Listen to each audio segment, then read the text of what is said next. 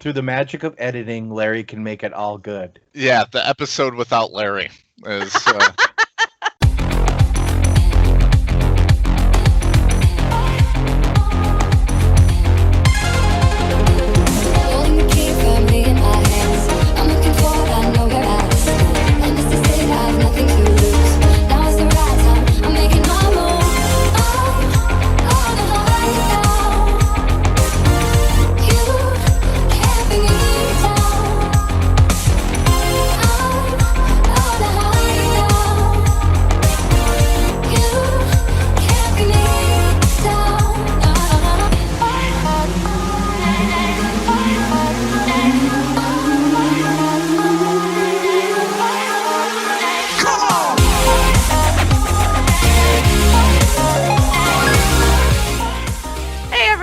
Welcome to this week's episode of World 1-1 Podcast. Before we get started, I just want to make sure that to go through everything that usually we go through, to check us out on our home at Podbean, world11.podbean.com.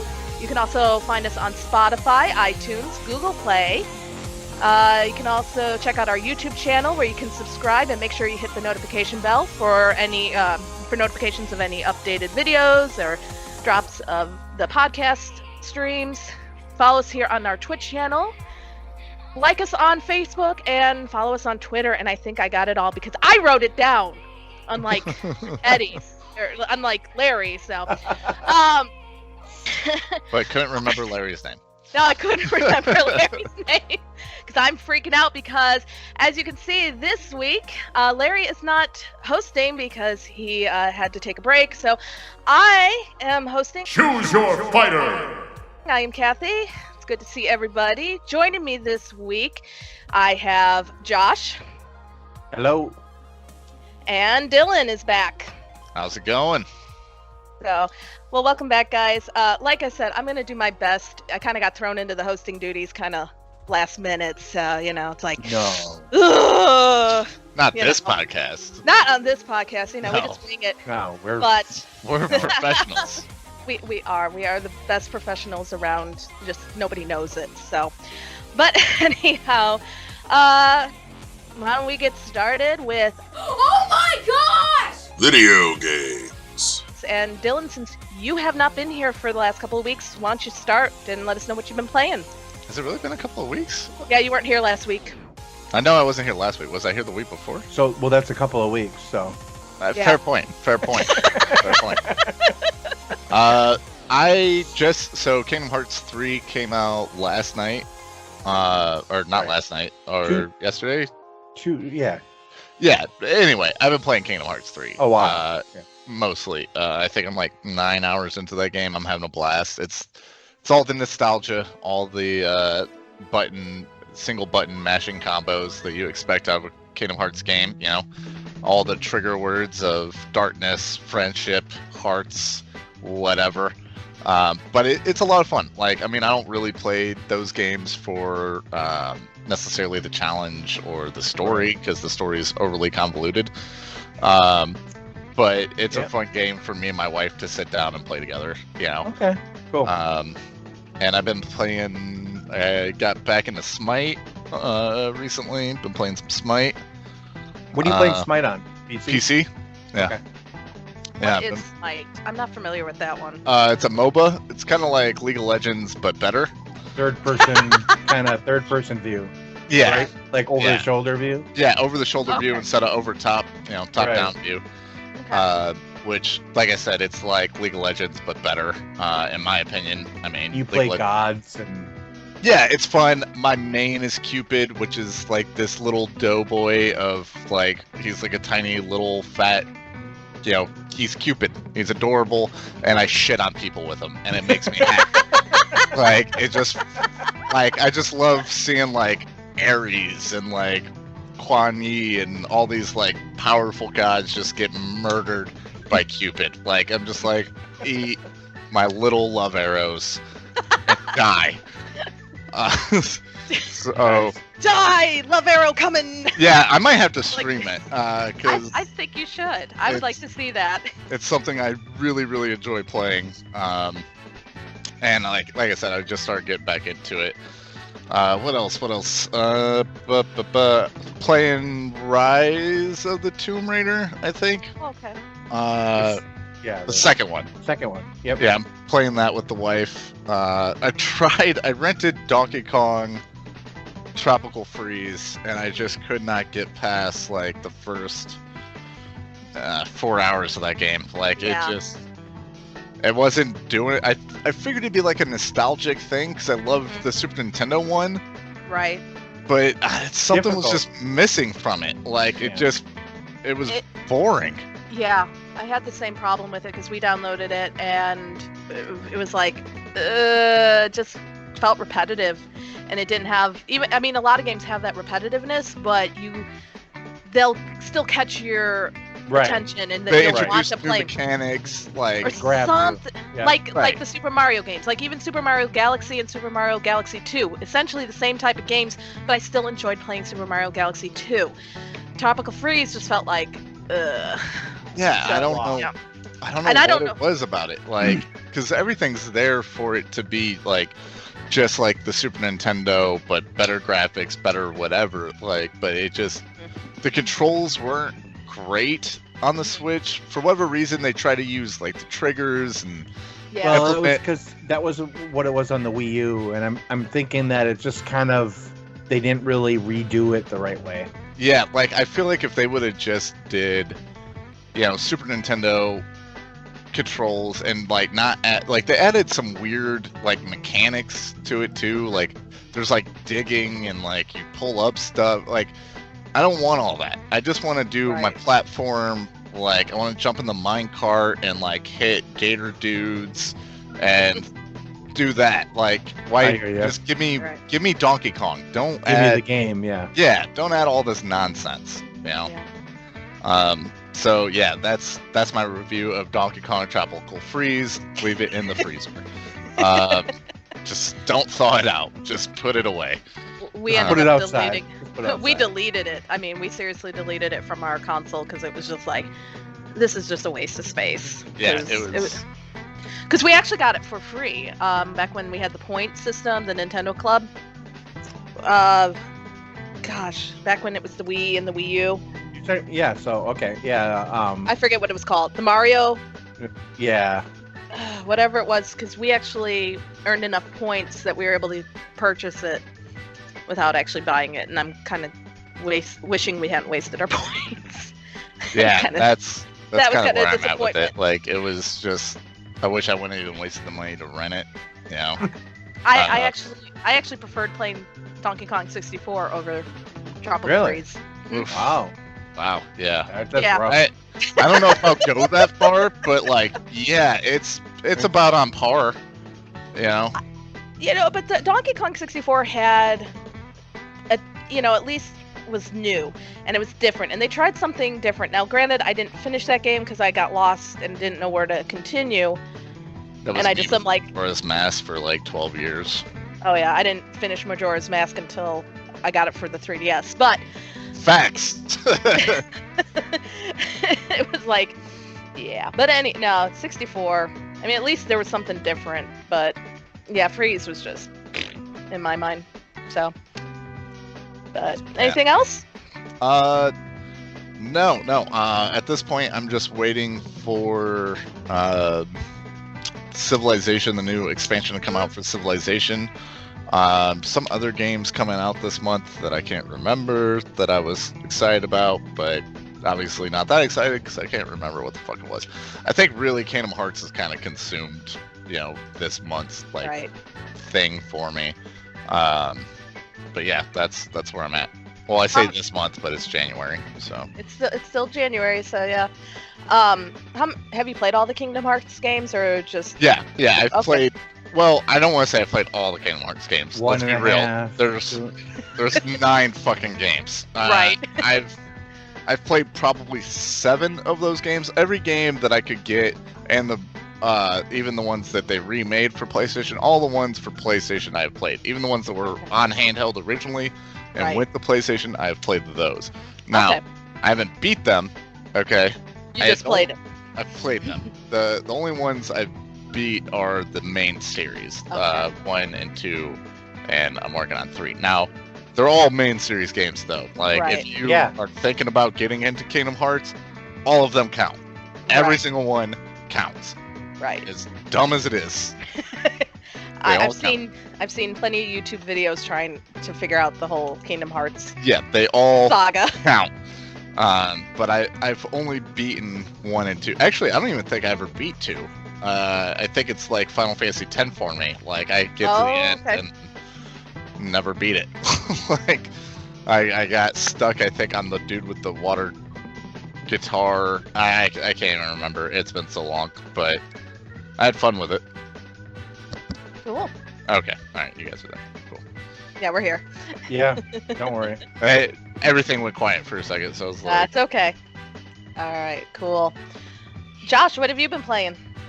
Haven't been playing too much. I got into Mario Kart 8 Deluxe again Oh, okay. for my Switch because my friend, whom I went to see in Nashville, he bought a Switch after I left and took my Switch with me.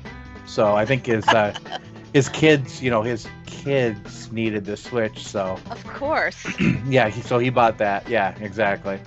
Thank God for children, right? So you can Right. buy stuff for yourself That- and exactly. use- That's yeah, what I use it do. for them. Yep. So yeah, so we've been playing a lot of that. I mean, a lot of that. And then I bought him Hollow Knight, so I wanted to get kind of back into it, and so I can kind of like remember some of the stuff in it. So he's been playing that, and I've been kind of playing it too. So I've been kind of getting back into that. That's been pretty good. Cool. Let me think. Other than that, I haven't played too much because I was traveling and then working a lot this week. Unfortunately, I had to do adult things, which I don't like to do. I'd rather just be playing video games. But That's those, adult. Yeah, I know. I know. At least that's what I try to convince myself, is that those are adult things to do to make myself feel Right. better. Right. I have lots of plans for this next week because I finally got my retro PC in that I sent to myself because it was in Sweet. Nashville. Yep, I got it. So I'm gonna hook it up tomorrow and hopefully get all that working. I got my Intellivision working, and I got it all hooked up. Ooh, I gotta find ours. I know my dad has it somewhere. So I only threw in one game just to make sure it worked, and that was that Backgammon or whatever, that really crappy version of it. So Not B-52 Bomber. no, You I know? have that too. I didn't put that in though. I just wanted to see if it worked, so I just turned it on to make sure it still worked. Because otherwise, why am I wasting time hooking this up? So I got that, and that was about it. So I wanted to ask, out of the Intellivision games, which one do you remember as being like your favorite that you like to play? I can't even remember. I you know what, with those games, it's kind of like with the Atari. Like I used to put one game in, play for like sometimes a minute, sometimes for an hour, just pull it out, put another one in. I honestly can't remember. I did like that B-52 bomber, believe it or not. I liked that a lot when I was a little kid. But after I got rid of it, and I had to find it again. I was like, okay, I don't know if I'm gonna find this game. What was that? There's a space game too. I can't remember. I used to play. What did it look like? Was it? I'm gonna try to look it up real quick to remember. Oh, jeez. Because there was a space game I liked to play. I had no clue what I was doing, but I Right. liked to play it. Or it was like Space Ace or something like that, or something Oh. like that. There was there was a Dungeons and Dragons game. There was a bunch of stuff for it that I used to like. I actually liked their bowling game. That's the one I remember playing a lot. Oh yeah, I but- have that. I do have that. Because I liked that version better than the bowling for the Atari, because you had the different color balls, and I thought it looked better than what was on the Atari. So. but- Right. I think And Space, Frog Bog. was it Space Spartans? I used to play that a lot. But I mean, 'cause I will the always- cartridge actually talked. Remember, like if Oh yeah, I remember some of those. Yeah. See, yeah, we it didn't had have it had the voice synthesis in it. Yeah, we did not. We never got the add-on for that. Oh, 'cause- okay. But I do remember those because we had friends who had that. I remember wanting the ColecoVision. My dad's Yeah. like, "Nope, we're gonna stick with the Intellivision." I'm like, "Okay," but they got more games. I know, right? Well, until we got our Nintendo, and then that just changed everything. So. Right. That's exactly what happened with us. We got a Nintendo, and then this thing just went in basically the garbage. Kind of like overnight. That was the best Christmas ever. So cool. I remember when I got my very first Nintendo console. It was I think everybody was on PlayStation by then, but like we grew up like pretty poor, Right. and So did- my older brother lived with my grandmother, and they had money, and they shipped us for Christmas, a gift, and like my mom made us wait until Christmas, and we opened it up, and it was my older brother's used Super Nintendo, and like wow. all of his games, like, dude, I was fucking hyped. Like, I Right. spent all day playing Super Mario All Stars, like, just the nostalgia. It was Right. great. Yeah. That's something that's like almost lost today. Like Yeah. I don't like when you open up a new game or a new system, it's not that kind of magic anymore. Right, yeah. Well, I think most of the time it's because, like I said, most of the stuff, the game's really just a download. Like, it's like it doesn't come with anything. It's just the disc. Mhm. I don't know. And like kids don't really, in It's my almost like opinion, expected. Yeah. really, they don't really appreciate it because it's not new. Like growing up, like that technology, like the internet really wasn't a thing. Like No. it was there, but it wasn't what it is now. Oh, Like, it was there for you, Dylan? The internet was there for you? it was there in my. It wasn't there for me. It was gonna there. say, there I was want to say no- like middle school is when Okay. internet became like a bigger Right. thing. Right. Kids in elementary school had computers and shit. I didn't get a computer until middle school, and then like Right. in high school, I actually got DSL internet, and I thought I was the shit. Like I was playing. I went Oh, from yeah, playing that is cool. StarCraft on Oh. dial-up to playing StarCraft on DSL, and I was like, yes, I am a god. Yeah, you have a It's like- broadband connection at that point. Yeah, exactly. I was like, I can now get there faster. Like, Right. yeah, it was Right. it was a whole thing. Yeah. No, that was real back then. I know. Oh yeah, it was, and like, there's a kid that lives with me. He's 19 now, actually, and I had to explain to him like what DSL is, like, and what home phones are. Like, he had no idea what a home phone was, Yeah. and like, I was Let like, alone a rotary God, phone. I'm feeling old yeah, over here. exactly. And I was like, yeah, dude, back in the day, you used to have to get internet through your phone line. He was like, what? Yeah, Like, dial up. Yeah. yeah, I was like, and like, you couldn't use your phone while you were on the internet, otherwise it would cut you off. He's like, why couldn't you use your phone? I was like, because it would cut off the internet. Because He's the like, internet but, was coming on it. like, but your phone's not connected to your. I was like, no. Cell phones used weren't a to be. thing. Cell Oh, phones, no. cell phones didn't exist. Cell phones shit now? He's like, what? And I That's was like, why- yeah, dude. I I was like, know, if you want to it's- look at porn, okay, like, you better be damn sure nobody's in the house, all right? Because it's going to be like, everybody knows at 2 I a.m. used to what find you're an old doing. magazine in the woods, and I thought that was cool. Yes, exactly. That was my internet. I remember, like, looking at, like, it took me 2 minutes to pull up a picture, all right? It'd be like, eek! Oh my god. Come in line by line. Oh, I did- man. I didn't have really internet until I went to college, so I'm just the.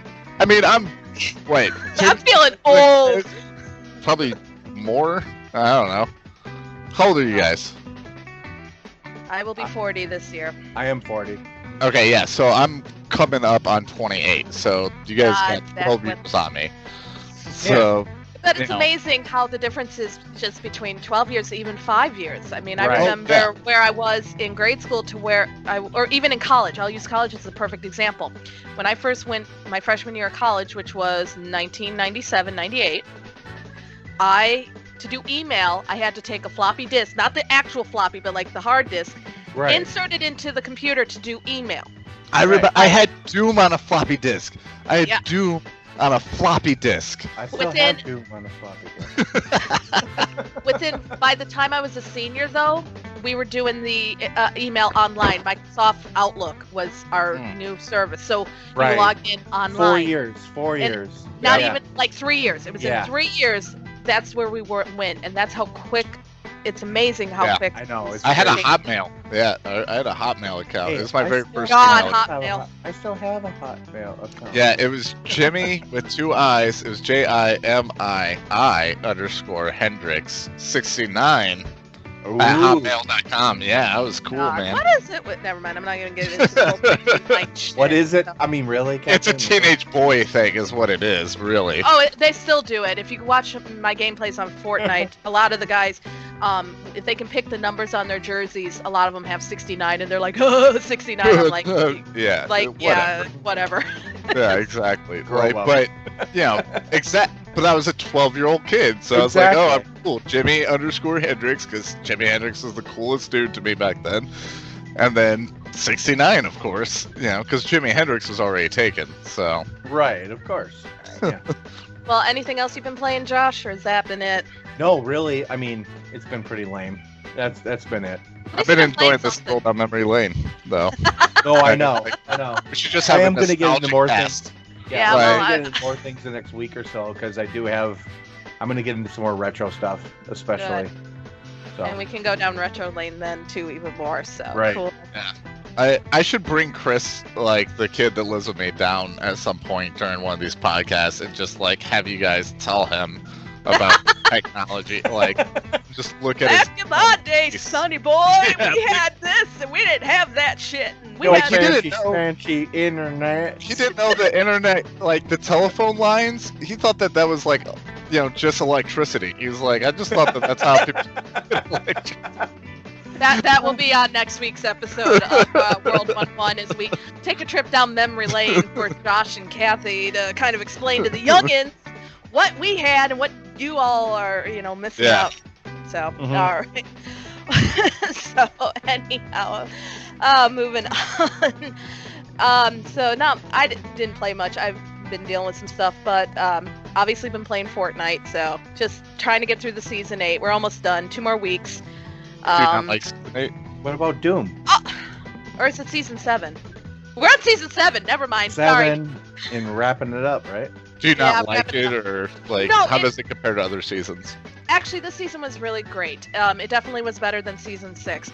It's just now when we get towards the end of the season, there isn't much for me to do. We get to a point where I've met all the challenges. I'm just So it's like when you it's- top level in WoW. Yeah, it's just It's waiting. just a loot grind. You're just waiting. Yeah. I mean, I don't mind it when the challenges come out, which come out on Thursdays. So tomorrow I'll hop on and I'll be playing till I get all the challenges done. And I'm trying to finish up my Battle Pass tiers, which I've got 6 more to go. And I'll get it done, but it's just now we're at that point of the season where it's like, okay, we're done. They're also starting to set up for Season 8. As I said last week, they had the in-game event where they covered the island in snow. Now the snow is starting to melt, and it started last night. Ooh.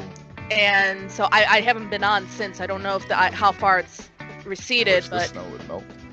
yeah, I know. I wish it would too. But summer is definitely coming back to the island, so it'll be interesting to see what the new thing is going to be.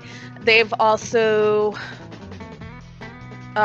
they've started what was it? I'm trying to think.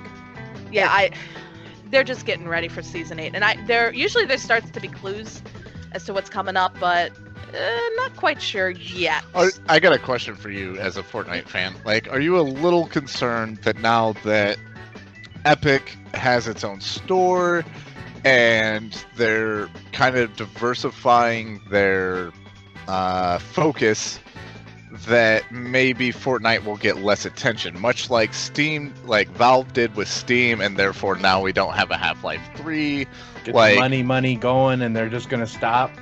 Right. They're going to focus less on their main money maker and start to focus on growing other parts of their business. And once they get that Epic Store more down, you know, will it affect how and will it affect Fortnite? And do you, as a main player of Fortnite, worry about that or even think about it?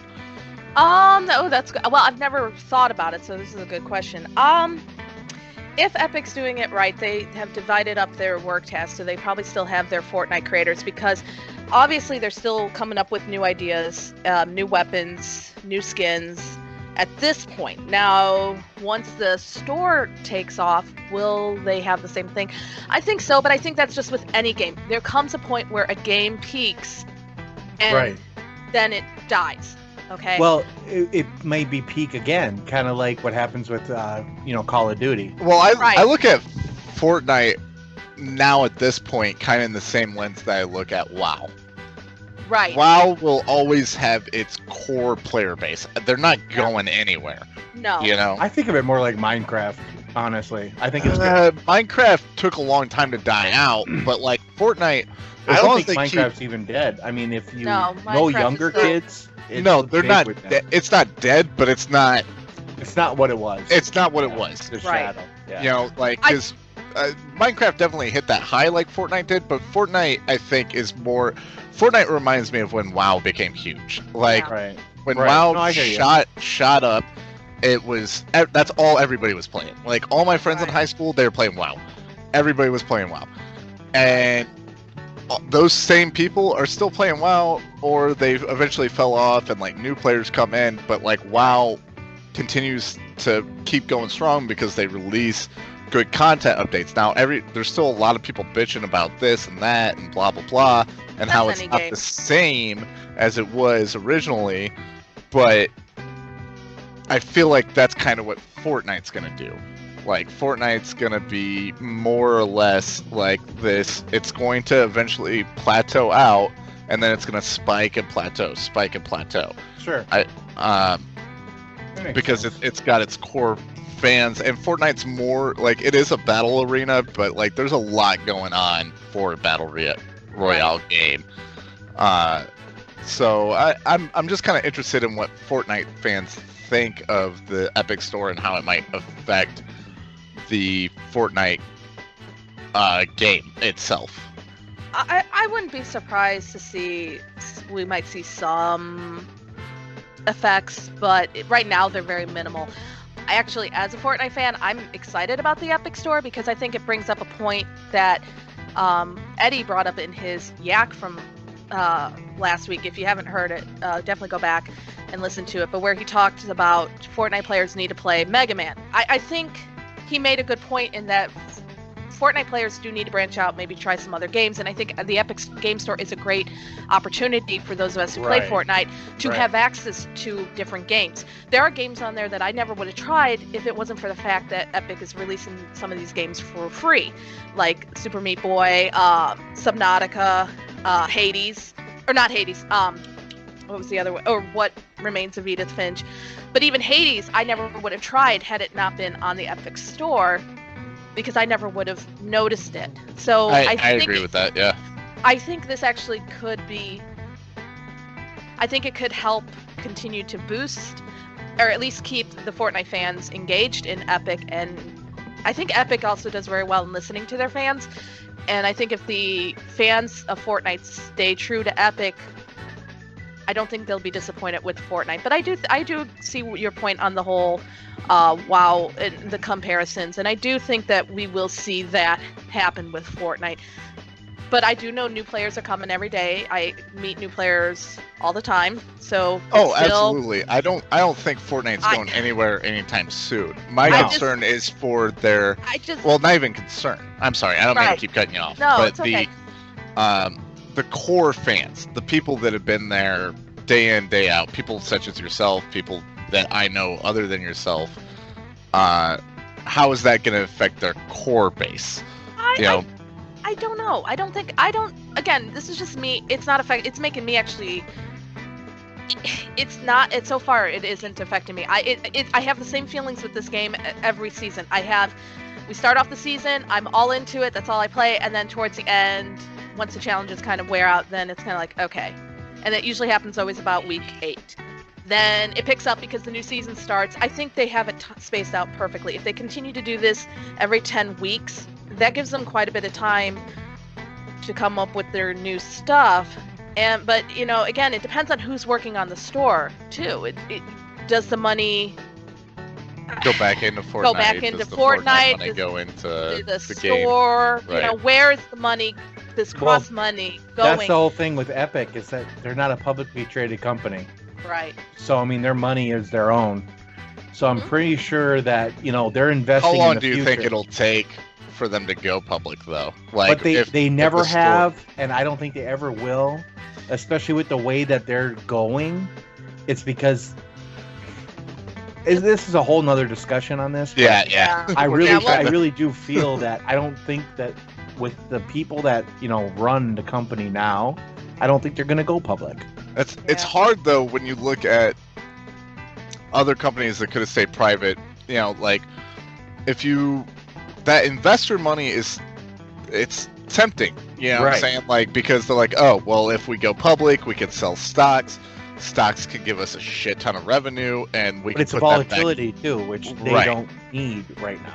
No, right now, Yeah. Epic, if they continue to play it, Epic is in a very, very good position to go very, very far. Like Epic could cut out Steam. Like they're gaining more and more traction to the point where like it's starting. Like I'm a die-hard Steam. And there are a lot of people like you, Dylan. Yeah. that, like they don't want to switch this from Steam at all. Right. Right. I've got all my games on Steam. Steam's been very good to me. I love their refund policy. That's like my biggest Which thing is- with which Epic. is new. Yeah. Yeah, it is new. But like I've never had a problem getting a refund from Steam. Right. Even Right. 4 years ago. Like I've never had a problem getting a refund to Steam. I sent an email, Right. they've refunded get it. Like yeah, Okay. it's never been an issue. My Epic, I don't know what their refund policy is, but I'm starting like to see that like Epic they're making moves.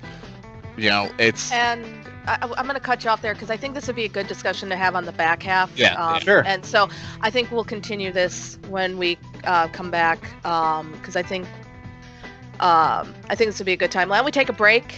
And then, like I said, we'll come back. We'll continue this discussion so that way did you we play can go any further. other video games, Kathy? I Sorry. did. No, We it's got okay. off I'm on sorry. I this. didn't mean to. No, it's okay. I didn't want to interrupt you because I think this is a great topic. And I think this would be a great thing to continue. I think let's move it to the back half. I did also play Doom. My brother gave it to us for Christmas, and so I started playing that. And I like it. Actually, I've never played it. Never played the original Doom when it came out because I never had access to any of those games. And Which Probably one are you would not- playing? Like Doom, the last one? 2016. Okay, all right, 16, cool. yeah. So, and I did stream it, so it is on our Twitch channel. So you can see. Of course, I died like within the first 5 seconds of getting off the table because I didn't know what my trigger button was to start shooting, or I didn't even know what I was doing. So, but I like it, and having played Fortnite, I think made it easier to transition into this game. Although I'm a little, as a completionist, I missed some things, so I'm like, I want to go back and find them, but I know I can't. And there were areas I'm like, how do you get to? And I couldn't figure it out, and I'm just like, fuck it, I'm gone. And I'm not even playing on easy mode. Let me point that out. I even went through the different difficulties to decide what I was going to do, and I did not pick easy mode. I picked the normal mode, and I'm sitting there thinking, this is too easy. So I think I might up the difficulty, because it looks like you can mid-game. So, and then if it gets too difficult, I could just be like, we'll go back. So, Yeah, Doom But- is that game is nonstop action. It's a ton of fun. My favorite Doom, which is controversial for Doom fans, is Doom 3. okay. I fucking love that game. It is. I think a lot of it's nostalgia, just because me and my brother played it together. But that game's more. So Doom's originally much like Doom 2016. It's like a corridor, fast-paced shooter. But Doom 3 takes the whole thing, the whole franchise, and puts it in a different direction, and it's more of this like Survival horror. slow, Yeah. survival Okay. horror. You got the kinda game. flashlight you can't turn on at the same time as your gun. Okay, yeah. Can't- Yeah, it's Oh, It's not, crazy. not for me. No, not for you. I Not, fucking love it. Like it's. I don't even like survival horror games Well, for the what most did you part. play? What did you play it on? Xbox. PC. PC? I Okay. played up PC. I actually think No, that one was a CD. I was gonna say I almost think that was a floppy, but no, that was a CD. That was. No, I got an original Xbox. So Yeah. I played that game PC. Me and my brother played that game. We beat it in one night. We stayed up and we just played through it, and it was just this fucking heart pounding experience. Every time somebody died, we switched sitting down and playing it. The other person was standing right over shoulder. Like it was awesome, so that one will always be like a favorite to me. I love the 2016 Doom. I'm really looking forward to the next year's Doom. But yeah, it's Doom 3 to me is awesome. A lot of people don't like it because it's such a huge divergence from the series. But it's great, just like Dead Space. I love Dead Space. I would love to play Dead Space again. Me and my brother, like, once every 5 years play through Dead Space 3 together again. Like, nice. It's just something that we do. So yeah, I'm glad that you're playing Doom. Doom is awesome. It's a fun ride. It is. If you can make it through it, I would highly implore you to try Doom 3 because it is. Yeah, do we want me to die or? I can't play Resident Evil games without freaking out. So, that might make for entertaining. Actually, that is something I'd like to do. It would be very entertaining. Yeah. Or if you want, we could play through like Dead Space 3 together sometime. Yeah. Oh yeah. That would be. Yeah. Yeah. That's co-op. That is awesome. A game. Yeah. That would be cool. Yeah, no, that would be a lot of fun. No, I actually would play. Like I said, it's actually very entertaining to hear me shriek and scream, and I totally play like. I know it's stereotypical of the gamer girl to do those shrieks. No, this is literally not me faking it. It is I freak myself out. So, and anytime I get surprised, and it's. Oh, I shriek like a little girl too. It's terrifying. Those games are fucking terrifying. I still remember the dogs. I still won't play. God, what is that game? The one with the camcorder. What is that? It starts with a C. I think I know what you're talking about. I just can't think of it. Oh man, yeah, the one with the camcorder, and you're in the insane asylum. That game is fucking terrifying. And there's no weapons, you just have the camcorder. No, you just have the camcorder the whole time. Shoot, I watched somebody play that. Oh, God, that was a great game to watch. Yeah, I can't remember what. I can't think of it. I thought it began with an F for some reason, but maybe not. I think it starts with a C. You're not talking about Outlast, are you? Yeah, it is Outlast. It starts with an O, I guess. Yeah. I thought it started with a C. Yeah, Outlast. That's how scared you were, Dylan. Yeah, dude, yeah. Half of the Yeah, I just keep thinking of Contagion for whatever reason. That was in my mind. Okay. But yeah, that game is. You play a journalist with a camcorder. Yeah. And you're like recording the events. You're not really there. Yeah. Yeah. You're just trying to find stuff, and then you're getting chased. And I got stuck in the basement, and I was like, "Fuck this! I'm not playing this game." I played that game for like 10 minutes, and I was like, "I'm out." Yeah, I played it for like 3 hours. I got down to the basement. I was supposed to turn on a generator. I couldn't find it. These dudes were chasing me. I was like, "Nah, I can't play this anymore. I'm done." Done. Good. I'm glad I'm not the only one. Yeah, There's just certain games I won't play. I'll watch, but I won't. I enjoy horror movies. I do not like playing. There's just some that added I control the person. I'm just, I'm out. Well, I'm okay if somebody's there, joking with me. Same with horror movies. I can't watch horror movies unless somebody's there, saying, with me yelling, "Don't go down there! Don't do that! Oh, you're gonna get it!" If we can make fun of it, then I'm okay. But horror movies. Horror games. Bird Box is overrated. I'm putting that on the podcast. I'm putting it out there. It's overrated. Right before Bird the Box break, is overrated. Yeah, it's overrated. I just want everybody that's listening to know that movie isn't as good as everybody says it is. It's not. I don't care if it has Sandra Bullock or not. It's okay. It's okay. That's all it is. It's okay to hate it? Yeah, it's fine. Just admit that it's all right. It's just an okay movie. The other movie that's similar to it is better. Okay. Well, I think that's a great place to end right there, and let's go on a break. Hello, everybody. It's time for another Yoshi Yak. It's your boy ADV. Once again, everybody, I'm sorry that I'm not able to be on this episode, but just wanted to let you guys know what I've been playing and a special topic that I kind of want to address. So, for Nintendo Switch, I've been playing Fire Emblem Warriors and Guacamelee 2, getting those games down. I did just pick up some new ones, so I'll be talking about those next episode because I'm in my NX challenge and I'm getting a lot of backlog games done. For Xbox One, picked up Resident Evil 2, really enjoyed that. Have finished Seasons After Fall for on Xbox One. Actually got my first 1,000 point achievement in there, and I'm super happy. Got everything collected. Got to see the special ending and everything. Great game. It's in the form that it's a more of a platforming game, stylized in a Metroid design for its levels and everything. It's not really too hard to get to because you don't fight any enemies or anything, and you really can't die in the game. You might jump off a cliff or something, but it just resets you and it doesn't count nothing against you, so it really eases you into what this game about. So it's a good game. It probably would take you about 2 to 3 hours if you want to play it straight and collect everything. But it's not too long of a game. I do recommend everybody giving that game a try. We'll be jumping into Kingdom Hearts 3 a little bit later, so you guys can hear my thoughts about that on next episode.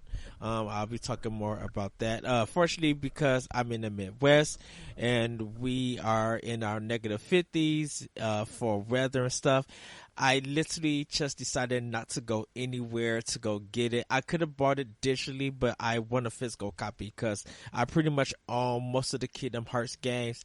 But I want to get this one physically for my PlayStation 4. So, and I decided to do PlayStation 4 over Xbox One. If it goes on sale for Xbox One, I'll get it there also at a little bit date. But just going to get it on PlayStation 4 for right now. We'll be jumping into Hellblade: Senua's Sacrifice. I have a podcast called Optional Opinions. You guys probably have heard about it. If not, it is on SoundCloud, iTunes, Google Play, TuneIn, where I talk about games, give opinion about it, and get some options to the topic that I have. But Hellblade: Senua's Sacrifice is a game that I'm going to be working on finishing it because I'm going to be having a special episode with some guests on there to talk about that game, which kind of deals with mental health in games, and kind of talk about it a little bit in people's personal life. So I will be doing that also. Getting into Far Cry 5 also on Xbox One. Working on do that game, trying to get it out the way, and then I'll be searching for my next game on Xbox One, which after Crackdown 3, because in Anthem, I'll be trying to search what the next game is going to be. Because I kind of want to get through those games. I am doing them for a review, so I'll give you guys more info about that later. Which you also guys could go to ngrradio.com. Sorry, I'm doing a lot of plugging. ngrradio.com. If you guys want to read my Resident Evil 2 review, you can check it out there and see what I think about that. And I gave it I think I gave it a fair and decent score and how I talk about that game. So, guys, go check that out. I have been playing some PlayStation 4 games. I've been playing mostly Secret of Mana. I am almost done with this game. I got a few more Mana Seeds to get, a few more boss battles to go through, and then just some grinding, and then getting to the end of the game, and finishing it and seeing how this game ends. Because they did add some, like I said, they did add some stuff to this game, like some cutscenes and stuff, and I want to see how everything plays out. I also picked up the game called Phantom Trigger. Haven't started it yet, and I went ahead and just got Tomb Raider Definitive Edition, because it is on sale on PlayStation 4 for that. I did pick up Steep also, and really playing a little bit more of Ni no Kuni 2. Really enjoying that game. Telso versus Lovecraft and Bloodborne. Also, I forgot everybody to mention on Xbox One, I've been playing Moonlighter, also getting that game down. So I'm juggling through a lot of games. It might seem that I'm not doing much on Switch, but I am. Fire Emblem Warriors is a long game. Guacamelee 2 is a long game. So I'm focusing on those, and then I will be picking up some new Switch games. Physically, I would like Traverse Strikes Again. I'll be picking that up. And there's some like War Groove. By the time you guys hear this, I will have that game, and I'll talk more about that on next episode. So I kind of got to make a list of all the stuff that I picked up in games that I am playing. So that's everything that that I have, and that's what I'm playing. I should be giving you guys a future update on all the stuff that I finished playing. And it's like, once again, it'll still be a while before I'll actually be on the show. So hopefully you guys are enjoying the video content that these guys are doing and joining the audio podcast. So let's get into this Yoshi Yak. So over last weekend, Anthem came out as a demo. And this one was kind of a VIP demo, kind of open to anybody who wanted to play it. Problem was that not too many people were able to play it due to the several problems that this game has. And I do another podcast called Arsenal X, where we were talking about how to do a games as a service demo, how it should be handled. We all got various opinions about it. And my thing is that when it comes to games as a service and it relies on servers, expect that when you put it out that you're going to have enough to handle it. And the reason why is that some people were able to get on, some people were able not to make it. It seemed like people who were on PC and PlayStation 4, they were able to play the game more, but anyone who was on Xbox, and you were having a lot of problems here and there. And it's kind of weird because, of course, EA Access is on Xbox, and you would figure that, okay, you would try to get this one in where, Xbox got a lot of marketing for Anthem and for a lot of EA games. And it's kind of weird that they wouldn't fix anything like that and get it together. And I feel like when you do a games as a service demo, especially when you connect it to pre-orders, I feel like you kind of need to do what Destiny 2 did. Destiny 2, Bungie, when they released their demo to the public, an open beta, they kind of gave everyone one level to play, to understand how things are feel, how they're changing up. So you got a good idea. And then they led into the story. And then if you want to do a strike or a raid, that option was there too.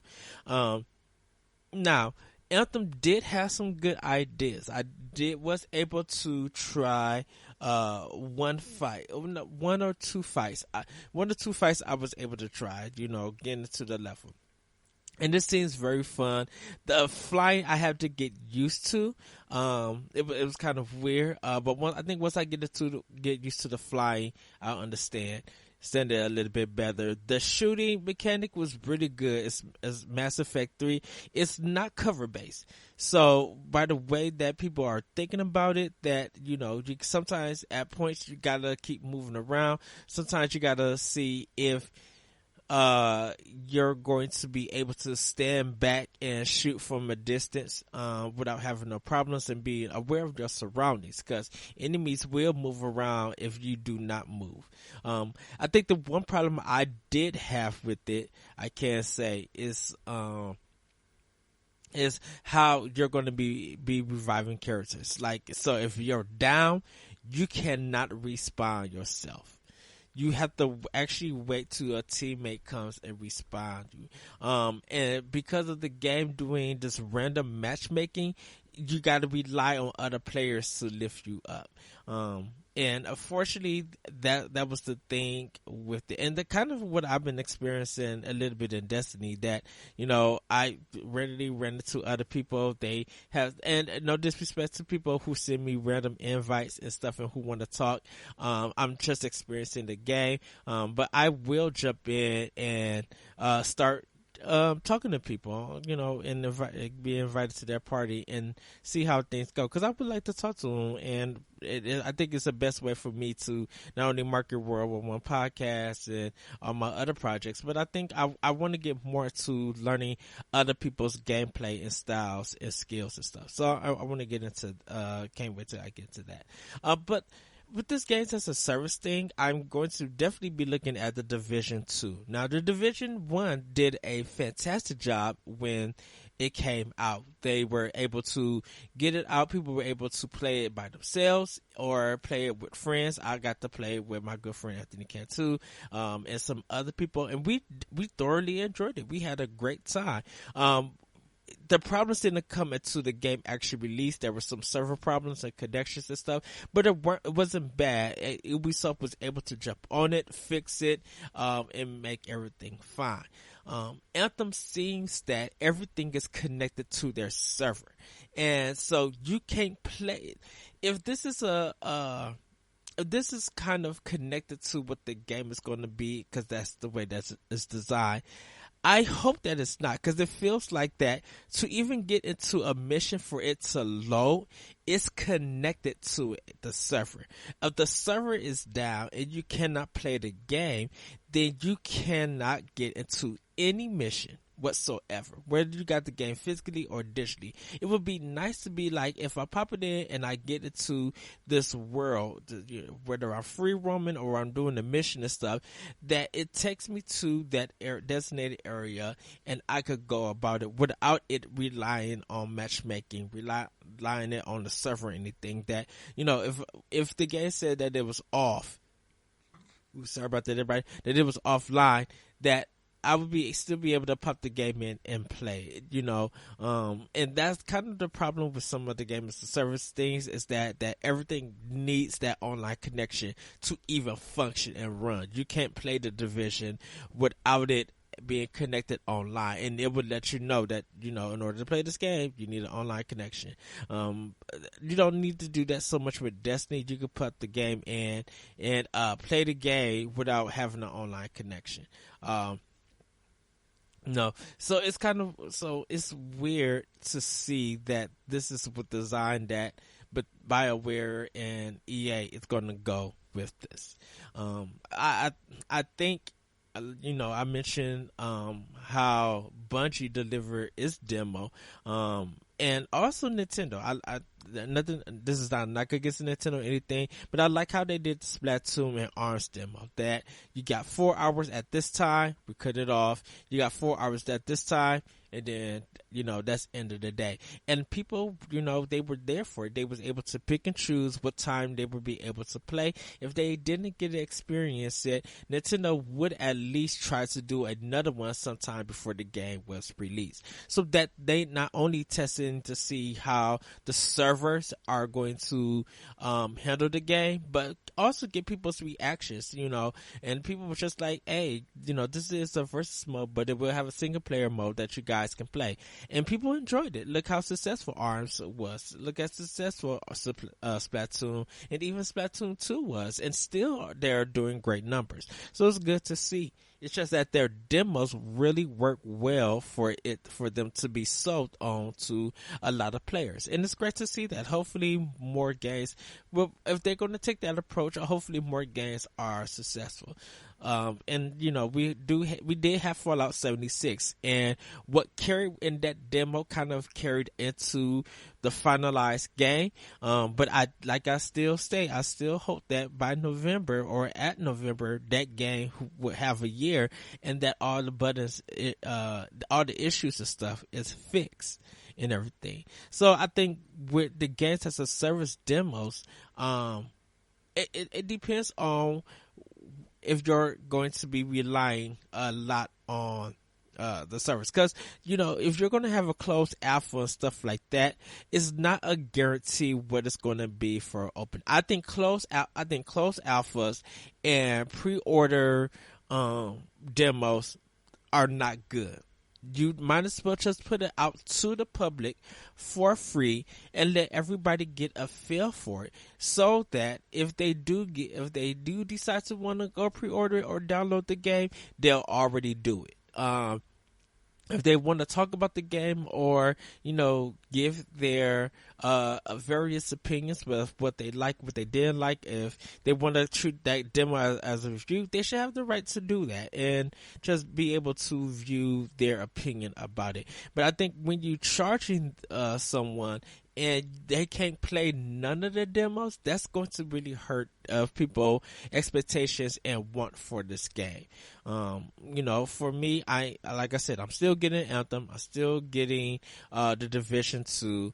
I still are going to be playing these demos by myself with some people, and then I'm going to play it for myself. I'm sorry I said that wrong.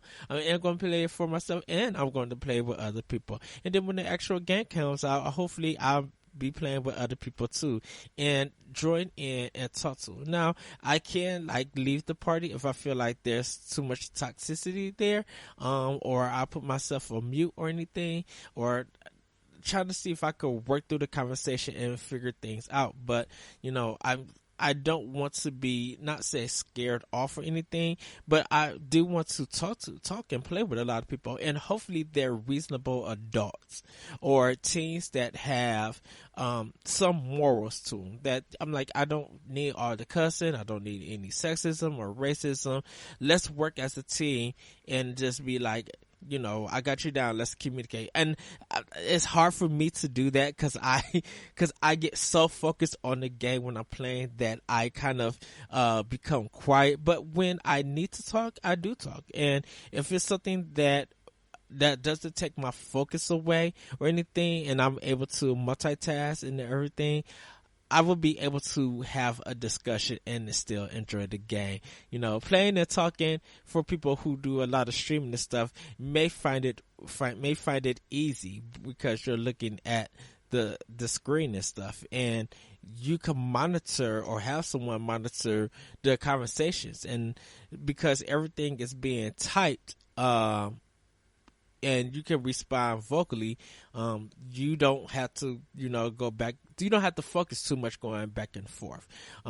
For me, and my friends, we do play games and we do talk and record them, like our pardon plays and stuff like that. We do all of that, because sometimes a game will lend to a topic, and sometimes we'll just have a random discussion that's not even related to the game, but it's so intriguing that we talk about it and we have this input to it that we just get wrapped up and still be like, oh, we need to talk about this game, but we're talking and enjoying the game at the same time. And it's a great thing. It's a fun feeling. So everybody, that is going to be my Yoshi Yak this week. I will be giving you guys another one for next week. If you guys want to find me, I'm at that retro code on Twitter. Like I mentioned, my podcast Optional Opinion. You guys can find it on SoundCloud, iTunes, Google Play, TuneIn, or other podcast apps. If you guys want to join me on Xbox One, I am the Lyrical One, DALYRICAL1. If you want to find me on PlayStation 4, it's Okamical, OKAMICAL. If you go to Twitter at that retro code, you will find my Switch number. It's there. And I would love to have you guys as friends. I would love you guys to join me and stuff, and we could engage on the systems and have great talking discussions and stuff like that. I need to be better at some things, and this is the time and year to get more of myself out. I just got to remember to do it. So blame my mind, not my heart. Sometimes I love that expression. But everybody, do have a great week. Have a great weekend. Anyone in the Midwest or in the East Coast, or if you're having cold weather, please stay warm. If you guys are having great weather, enjoy it, but make sure that you guys are safe, you stay hydrated, and you have your protection on you. You know, your lotions and everything, you know, take care of that skin and stuff. Got to stay youthful and young. So with that, everybody, enjoy the show, enjoy the discussions that these guys have. I know there's going to be tons of laughter and everything. And I will talk to you guys next week on World War One Podcast. Bye, everybody. All right, and we are back. We are now in the back half of this episode, and this week we are going to be focusing on some news with the news desk.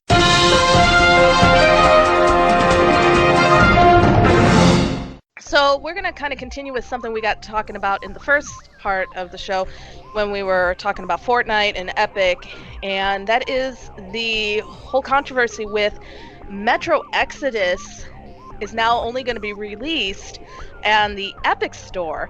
So Steam will no longer have it, but Steam is honoring its pre-orders. So what are your guys' thoughts on that?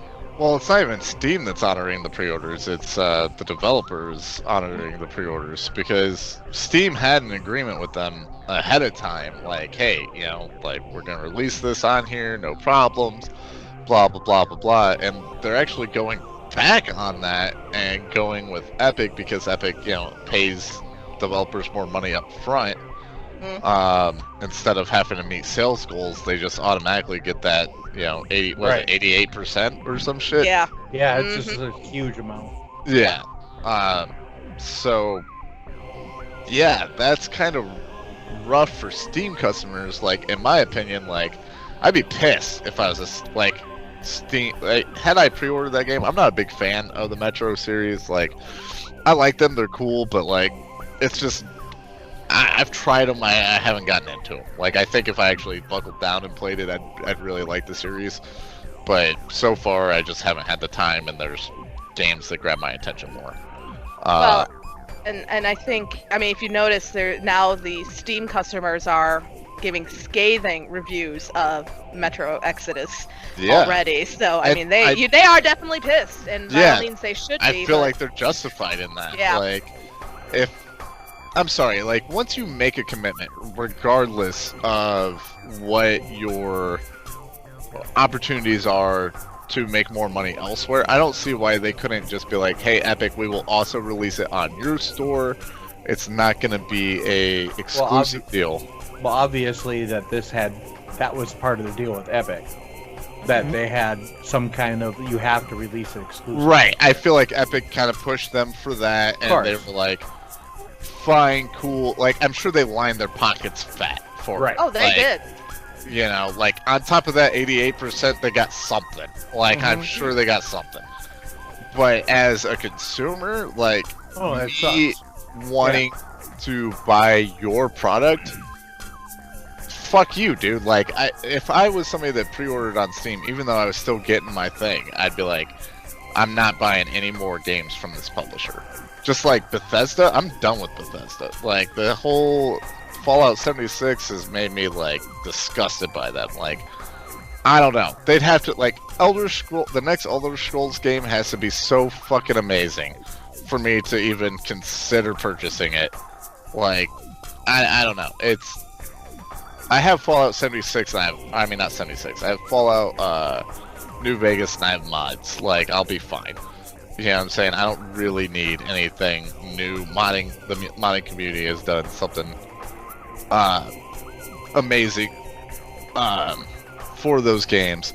So I don't know. Like, the audacity to go back on pre-ordering through, you know, Steam or wherever.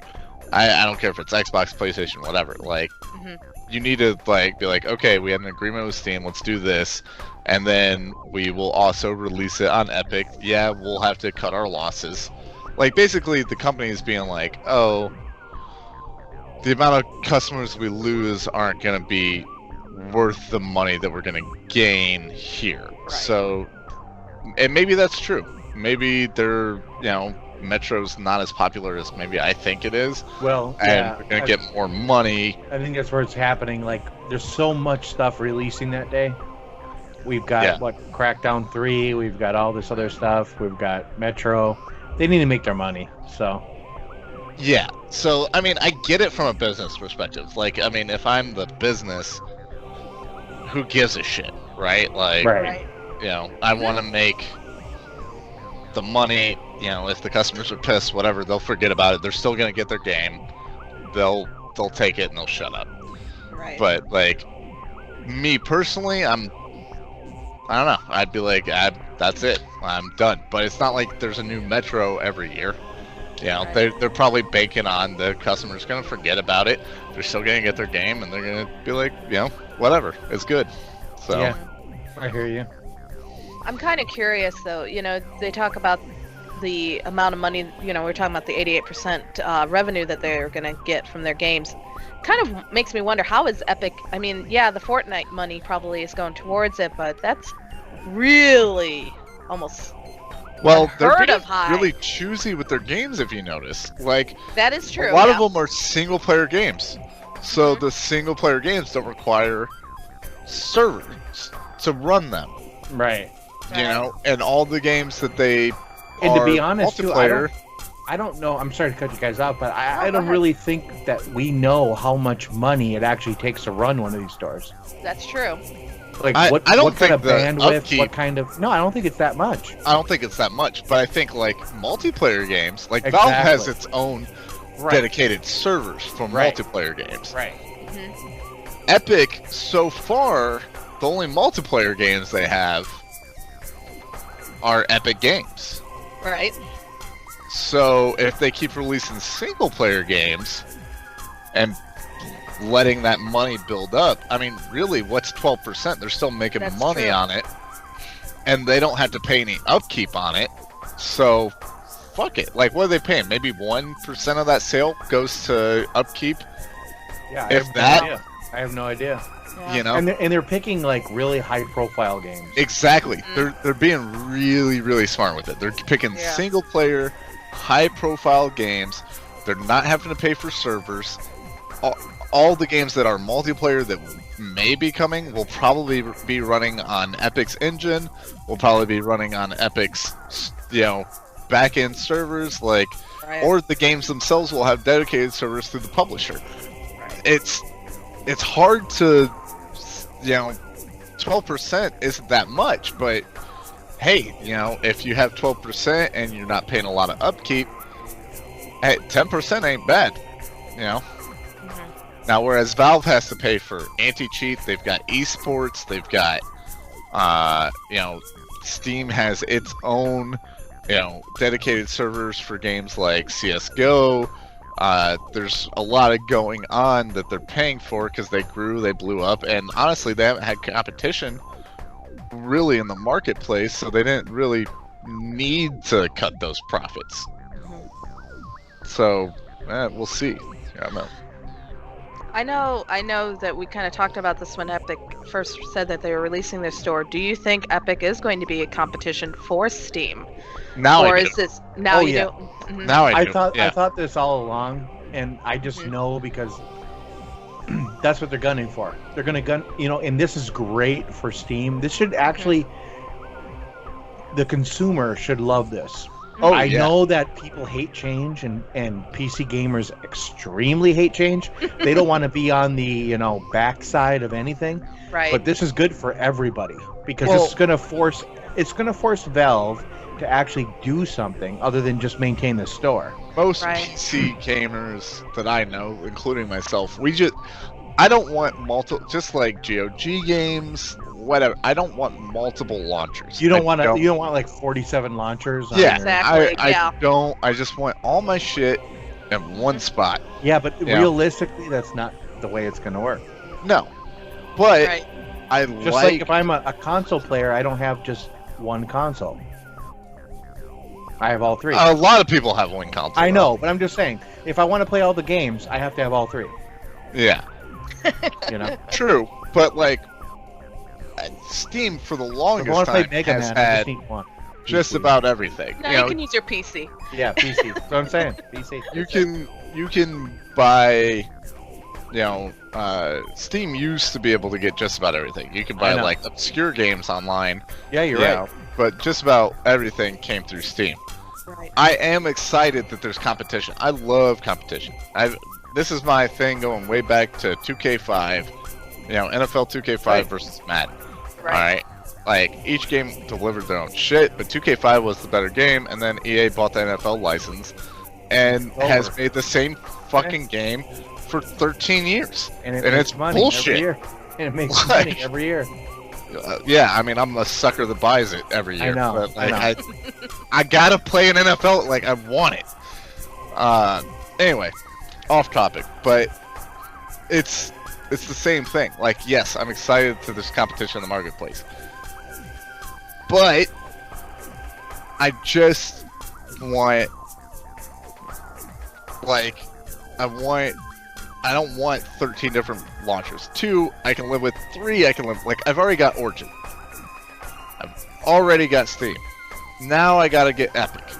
Like, and I don't really have to get Epic. What I'd really like to see Epic do, is take all this money that they're getting, all this beautiful, beautiful dollar bills, and bring back Unreal Tournament. I want Unreal Tournament. You want that in like a modern style? I want Unreal Tournament like Quake, but I want it to be Unreal Tournament, and I want like the 16v16 capture the flag craziness. I just don't think it's gonna happen, man. It's over. But it was beautiful, and I I want know. it. I know. Single tier. Yes, exactly. It's over.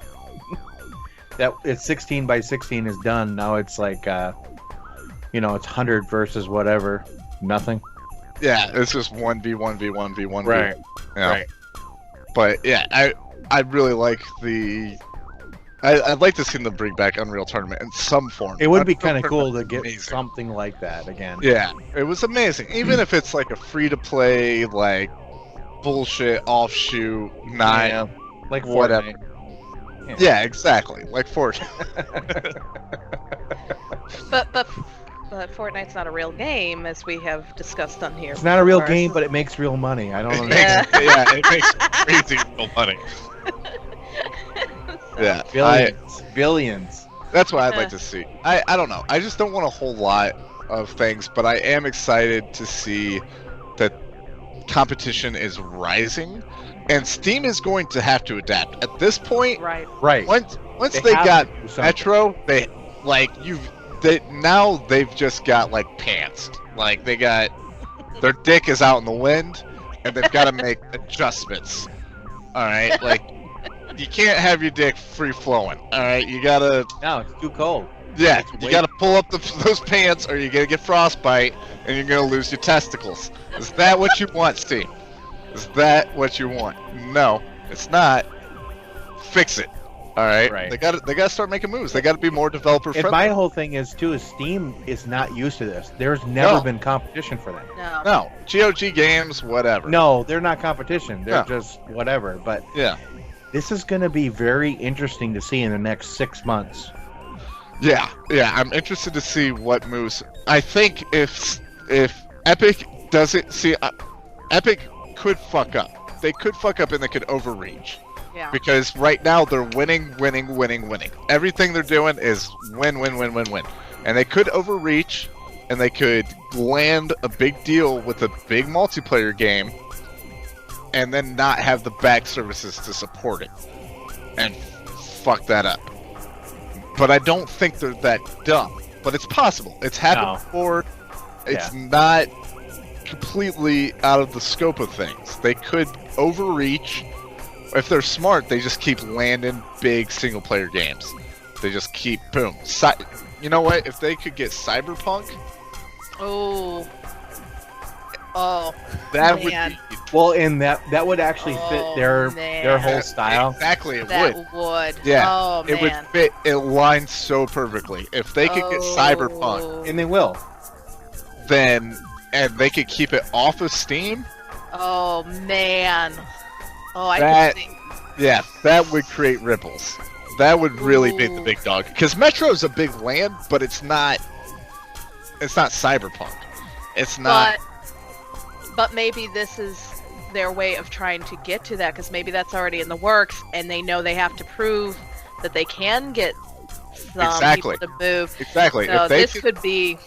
right, Oh they man, I could wasn't be even. building up to the point where they land Cyberpunk, and if they land Cyberpunk and take it off of Steam, that's it, dude. Oh, Like they're Man. gold from there. Then they just have to cruise. Oh god, I didn't even think about that, because that is a game I'm definitely looking forward to. And Everybody like, is. Well, it's, Man, it's, it's next, like- it's amazing. next gen. We Yeah. got 2 years yet. yeah, I know, but damn. Oh, that's a good point. Mm-hmm. And I, you know, this whole like you said, this is, I've used Steam myself, and I've always been very partial to Steam, only because I think of the ease of it. That's where Epic is also making, bringing themselves into. It's very My easy two to use. biggest problems with Steam or Epic so far Yeah. that they need to get on if they want to be a direct competitor. Get rid of Fortnite. No, No. no. I'm kidding. Include reviews. They don't have a review system set up yet. That's a problem. My biggest thing about Steam that I love is I read through like fucking 18 reviews before I purchase a game. Yes. All right. Mhm. And then 2, they need to make sure that they have a customer support like system in place. I know that they've changed the refund policy recently, which matches Steam's, but I'd like to see a better customer support than Steam's. I hate fucking email. At least just have an online chat. Yeah. You know what I'm saying? Like, right now they don't really have that in place, but if they could beat Steam's customer support and also add reviews, I mean, to me, that's you're moving in, you're doing really good. So, And that's probably all stuff that's coming down the road. It's just Right, yeah, not they're there still yet early because on. they're. So I mean, I could see that happening. I think they were just trying to see too, will this be a success with what they've done? They played it smart. They've had the games that are free, which aren't bad games. It's not like they're No. throwaway games by any stretch of the imagination. I still don't know what to do with Subnautica, but yeah, Yeah, neither do I. I've opened it up. I'm like, yeah, okay, whatever. I'm but just swimming around. Yeah, my son understands it a little better than I do. He says it's like Terraria, just underwater. I'm like, okay, sure, whatever Whatever. that means. but it'll be interesting to see. And I'm excited though. As a Yeah. consumer, I am very much excited. This is what I hope for all the time with the NFL license. This is what I hope happens to the Star Wars license. I'd like to see more competition in the marketplace, because more competition in the marketplace as a libertarian means better prices for me. It's Okay. better prices. Yeah, better for everybody. Yeah, like it is. I mean, Yeah. look at what happened when Sony did Instant Game Collection. All of a sudden, we're getting games for gold from Xbox, Mhm. and now Yep. that continues to this day. That's like 8 years ago, Xbox does Six- it better now though. Like Yeah, they do. PlayStation- Yeah. but it ramped it up for everybody. Yep. Except for Nintendo. Nintendo's the only one that doesn't give a fuck about what's going on in the marketplace. So like, No, no, they you're never gonna have. buy. Yeah, you're gonna buy our shit because we have Mario. And if you don't want to play Mario, then you don't need our shit. And you Fuck got off. Zelda. If you don't like Yeah. Zelda, then you got Kirby. Metroid or whatever. Yeah, like that's the thing about Nintendo. They're like, we make all of our own games, so whatever. Like, Pretty much. yeah. well, I'm gonna switch. I mean, we're talking about the online stores, but we also saw in the news, our tried and true for those who like the physical copies of games, go into the news with GameStop and how they're having some trouble even finding the financing to be able to sell their stores. So, kind of wanted to move on to that and get your guys' opinions and thoughts on that. And Josh, if you don't mind starting, since you and I kind of grew up in the GameStop era, and I remember know. when it first came Funko out. Sorry, Land. The Games. Funko Land era. Funko Land, yeah. Hey, I So- grew up with Funko Land, guys. All Hey, right. no. I was there to watch Dylan- them go out of business. Okay. Like, Yeah, exactly. You remember.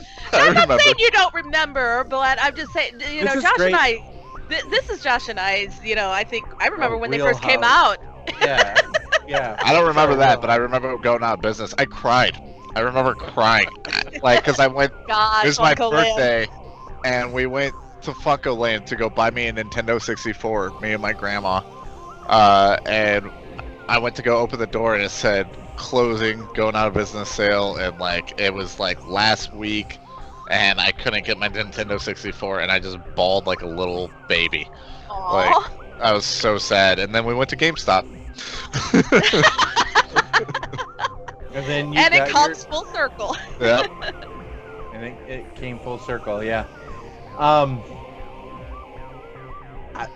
It doesn't mean I mean, right now it doesn't mean anything. Everything is kind of continuing as normal, but we all know where this is heading, and this is heading to where they're devalued as a company.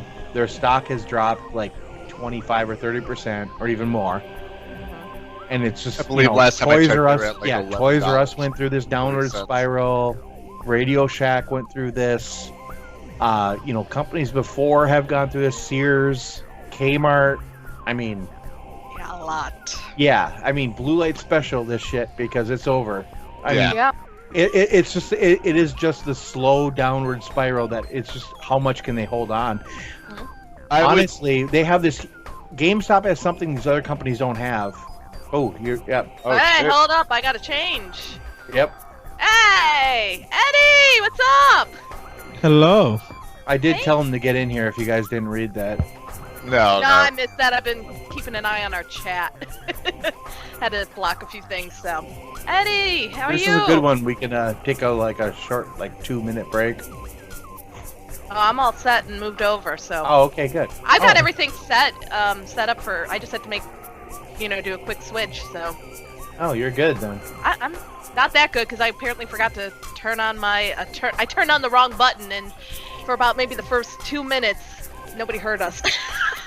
Wow. I gotta learn my. Hey, that's my, alright. We got it back up. It's. I know. I gotta get better at this. Eddie's Oh, good at this. Eddie is as unique impact on this topic though, because Yeah. he worked for a company that is now not here. What happened? I mean, well, not what happened. No, we're talking about GameStop right now. We're talking about I also GameStop. work for a company that's now not here. Right. We're talking So about Eddie, just- GameStop and how they abandoned their, trying to sell. Yeah. So. I think the thing about it is that it's kind of weird that they're trying to sell their company because GameStop is important to the gaming community, and I think, and this is gonna sound kind of weird. I know a lot of people like to blame GameStop for its policies and stuff, but we as a gaming community, when we were buying games and trading them in and stuff, we gotta understand the business aspect. If you're giving a company $60 at the time that the game comes out, don't expect to get that $60 back. You're going to get it lesser. They have to make a profit to make up for another Right. sale of that same game. Now, don't forget, ever since Xbox 360 came out, there always have been digital sales, and people could have went the digital route. But because people sometimes don't trust putting their credit cards in, the way some of the point systems were going for systems, people were still buying physical. Now, what I think with GameStop is that there's no other store that's dedicated to gaming like GameStop. Meaning that there's no other place that you could go in and trade games to get something else, or to find rare games or get exclusive games that other stores don't sell. There's a lot of Japanese RPGs on PlayStation 3 and PlayStation 4 that only GameStop sells, and you have to go there to get it. You won't see Yakuza Kiwami at Target, and if you do, you're lucky to even see that region carry it, because Sega doesn't send all their games to different stores. So I think with GameStop, I think they're important. I think people were treating GameStop like it's a library, going in, trading their games in to get something else and make it feel like a rental, because they could do that unlimited times. as long as you put in some extra money or you know what you're getting back. Now, I have always said this, is that it's important for you to keep a strong library. If you don't like GameStop business practices, then keep the games that you buy from them or buy any other places. If you want to sell them, it's called having a garage sale. Yeah.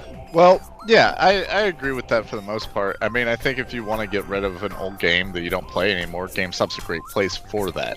Yeah. I think that's mostly what I use GameStop for. I take all the old Right. games that I've just played to the death and that, like, I'm not going to play anymore. I know that I'm not going to play anymore, and I use them for trading credit.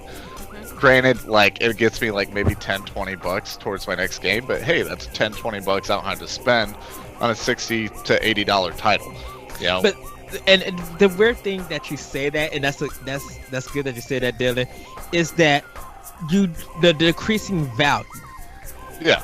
Even though you spent $60 when it first came out, it was value at that time because it was a new property. It was a new game coming out. How long that $60 value stands with you as a consumer is going to be up to you. I don't trade in my games because I feel like people. Oh wait. I feel like people don't understand that. You know, just I find this a lot, especially working at Radio Shack. Is like people don't understand that when they purchase something, it's just like when you buy a new car, when you buy a fucking It house, devalues. whatever. As soon as you take that thing out of my door, it's like you might have spent $150, okay, on your brand new telephone. All right. As soon as you walk out my door, that phone is worth $50. All right, like it's just that's how it is. Nobody's gonna buy that phone because it's not brand new in a box. Okay, it's just that's how it is. As soon as you take that game out GameStop's door, it is no longer $60. All right. But it still can be $60 if To you are. you. Well, Real quick, it still could be $60 if you're a collector who could I keep agree that game. Who could keep that game in good condition and Absolutely. you want to sell it? So if and it's I agree with Eddie on this. Like, Yeah. GameStop has something they need to leverage more, which is all the retro games they've taken in for the last 20 years. Yeah. And you can get them online, but you cannot get them in their stores. and I agree with you, Dylan, that once it leaves the store, it starts to be a devalue to it. Right. It just depends on who is the person buying it because Absolutely. with collector's editions, retro games, stuff like that, those hold their value. That's why I never have a problem buying a collector's edition, because if I buy a collector's edition, I might not get the 150 I put into it, you know, but I'll get 110.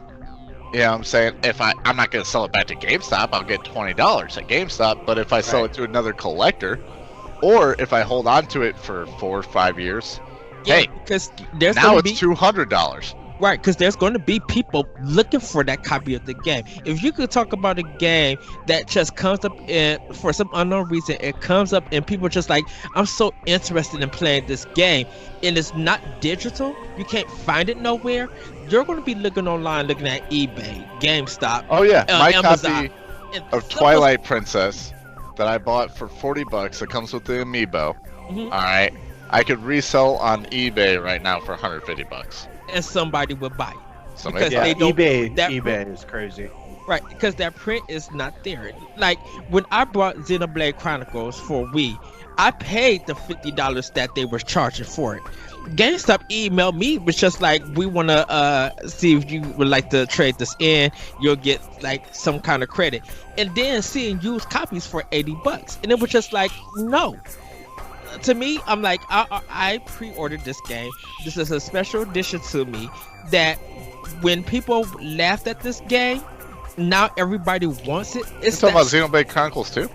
No, the first one. the one on Wii. Oh, The one that was exclusive to GameStop. Yeah, that if anybody wanted that game, That was you like needed $100. Yeah. it was 50 when it came out because Right, but it went up to like 80 to 100. yeah. They Right. was charging more because it was such a limited quantity of And then days. GameStop redid it and they re-released it. Right, because people wanted to buy that game, Right. and it was just like the game that you guys made a petition out to get this game to come to Wii.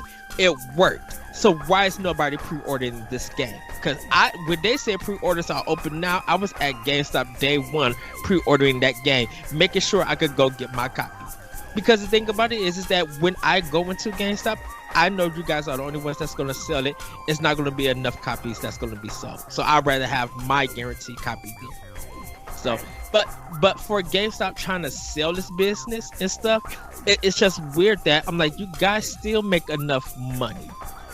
You still make enough product when used games, when people outright purchase them or use credit and stuff, money is going back to them. So, and I think players, or like I said, consumers really, they just are upset with the program because they're not getting cash back. Like when the guy who trashed GameStop because of what he did, I think it was Fallout 76, he was trying to trade in. Oh yeah. He should know, you people. I have always said this, and Dylan, you probably could. I feel like that's a little different, but yeah. But you're going to understand what I mean. When you buy something and you want to return it in the condition that the store says that it needs to be in, and have your receipt. Or buy like the warranty fucking thing for $3. Yes. Like Yes. it's $3. I tell that to people all the time. People buy cell phones constantly. I'm like, dude, if you spend $7, all right, and nobody, like, there's people that are just like, no. Like, I once had a guy buy Galaxy S7 when they were brand new. Fucking, it was $50, covered you head to toe. All right, like, drop it, break it, whatever. Bring it back into me. I switch you out, no problem. You're done. Guy would not. He was like, nope, not gonna do it. Went by case, nothing. Right. Got him activated. He walked out my door, tripped on the fucking cement, Oh wow. shattered his phone, and demanded a refund. We were there for like 3 hours. I had to call the cops on him. Yeah. Yeah. I was like, dude, I told you to spend the $50. Like, I don't know what more you want from me. All right. And that's, I think that's the thing people are got upset with GameStop, is like that return trade policy, and now they feel like, well, this is falling back on them. I'm like, well, if they even didn't start this policy, they still wouldn't be in no trouble. I'm like, you guys would be stuck with games and complaining that you can't get nothing for it. Like, how many people are trying to have garage sales or sell it on Amazon and stuff? Not many people are doing it. And when you buy used games, you're risking that game being scratched, that game being cracked, or that game not working at all, because you're buying someone else's copy who played the game for a number of known times. I think GameStop's problems are a little bit bigger than their policies. You know, I think it's just, you know, they overextended themselves. There's a lot of GameStops all over the place. Mm-hmm. You know, That's profit the main margins, issue. Yeah, profit labor. margins aren't that great. You know, they deal with used games, and in a digital market where things are getting more and more digital, because digital's cheaper. Let's face it, a lot of the times you can buy the same game digitally, one, for cheaper, and two, faster. You can have it and you don't have to drive anywhere. And convenience will kill you. Well, convenience maybe, but it depends on licensing. We all had this discussion before. It depends on licensing. It depends on how much that system has in terabyte and stuff, and if you're going to spend $80+ some dollars to have the highest terabyte, if you're going to go all digital. Don't forget, games are 45+ gigabytes and up if you're playing it on Xbox One or PS4. Definitely on Xbox X, if it's 100 gigabytes for all this other stuff, you gonna have to spend around $200 some dollars or catch a good sale to get a 5 or 6 gigabyte. A lot of people though, such as myself, like, yeah, you can spend, you know, $50, $100 on a 4 terabyte hard drive and just switch it out and just be done with it. You know, 4 terabytes gets you far away, man. It gets you a long way. And a lot of those games you don't need to be stored on your hard drive. You can just, you know, digital download, have it in the cloud. Yeah, there's a lot of workarounds to that nowadays. Like, it's hard for people to be wanting to go physical, especially like where I live. It's fucking cold. It is cold. I don't want to drive to GameStop at midnight and negative 40 degrees to go pick up Kingdom Hearts 3 when I can have it at midnight from the comfort of my own home and my jams. Yeah, and if you and it depends if, like I said, you want physical or digital. You just gotta balance out. If you're going to do all digital, make sure you at least spend the money to get a higher external hard drive. That's all I'm saying for that. Right. If you still want the collector's edition because you don't want to deal with licensing and stuff, you just want to be able to put it in, you can do that too. It's up to you. They're gonna still make their money anyway. So. Oh yeah, for sure. But, like I said, it's yeah. GameStop's problems are bigger than that, I think. But I think GameStop would be smart to go, like Larry said, into retro and embrace that fucking retro culture that's out there, because it's hard to find a physical store that can has anything retro. One, and two, they need to shrink their size a little bit, and I think GameStop could potentially come back out of this. But as of right now, they're just going further deeper in the hole. They should maybe release a digital online store that's not just shipped to you, but they could partner with Steam, they could partner with Epic, they could partner with Xbox. Maybe be hey, if you buy the GameStop version, you get this pre-order bonus, digitally. There's a lot of things that they could do that to help their business. Exactly. They're just not being business smart. The size thing, and I know where we going from this. The size thing, and this is my last part.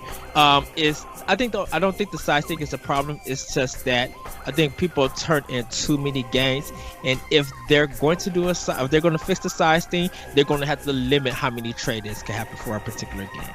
Because if you're everybody trying to trade in Madden, I'll be I'm sorry, only can take 15 copies and it's all filled. You have to take it somewhere else. People might have a problem with that, but I'm if they got to deal with the size, they're gonna have to. They're gonna have to limit. Yeah. They're gonna have to limit the trade-in copies. I don't know if that's. I've worked for GameStop for about 2 years. I don't know that that's necessarily a problem. Yeah, you do get your Madden turnaround, but thing is, you put that shit on sale for $20, people come in and buy it. We were almost always out of stock on last year's Madden, because people come in and buy last year's Madden for $20, and that's just what they do. They don't buy the new Madden. And that's why I say if it's a space thing, if you wanted to reduce the space, you got to reduce the trading, because if you're trying to save space and money, there's going to be something you have to take away from it. You have to. I just think that there's a lot of stores in proximity. Radio Shack has the same problem. I'm talking about stores. Stores themselves. There's a lot of stores in proximity of each other, and they're competing against themselves. That I agree. Yes. I've got 3 Radio Shacks within 15 miles. I mean, not Radio Shacks. 3 GameStops within 15 miles of me. And that's, I go to one. I don't need the other 2. Just guess what? Like you said, convenience. Yeah. Gotcha. Got you with your Well, I'm gonna throw a little wrench into this because I don't know what you guys have in your areas, but do you guys have any other competing stores like GameStop where you can resell old games? And okay, I have a disc replay that I go to mainly over GameStop because they are better. Well, because you guys brought up the whole classic, we have something down where I live called V-Stock, and there's a lot of classic. I mean, you can find some pretty rare titles. I mean, we're talking everything from even Atari 2600 games, Intellivision games, so we're talking some of the old hardware. So, but they also sell other stuff like records, books, a little do it all.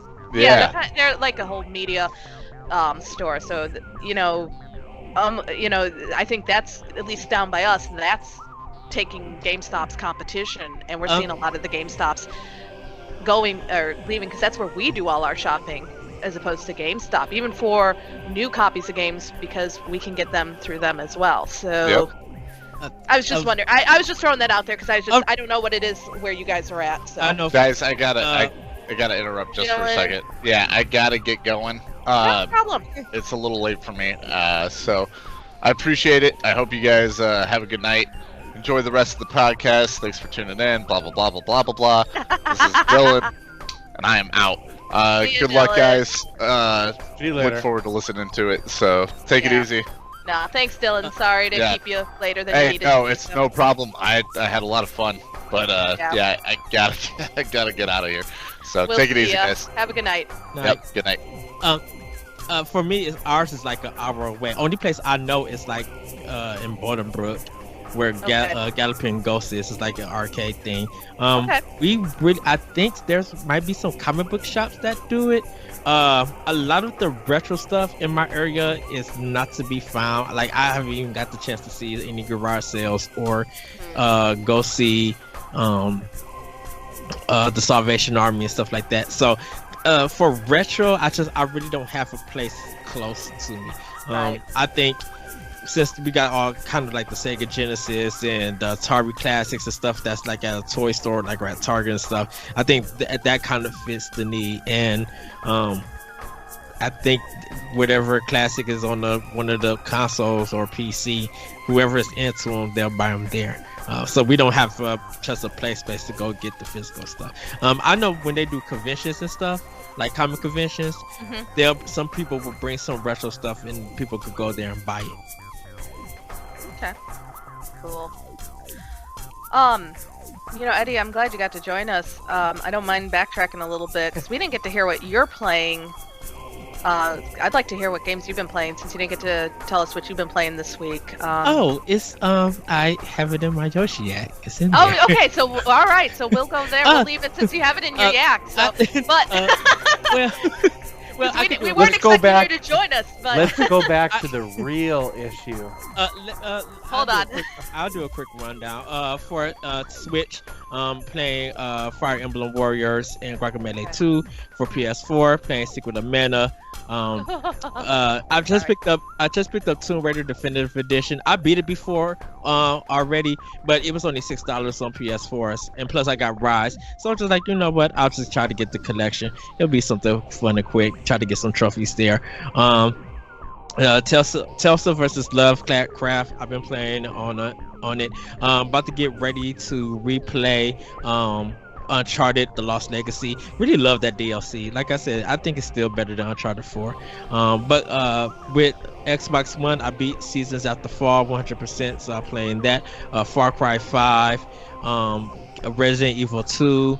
I just picked up Kingdom Hearts, so by the time when I said it at that time, because I thought I wasn't gonna be on the show, I didn't have Kingdom Hearts 3 yet, but I did pick it up for PS4.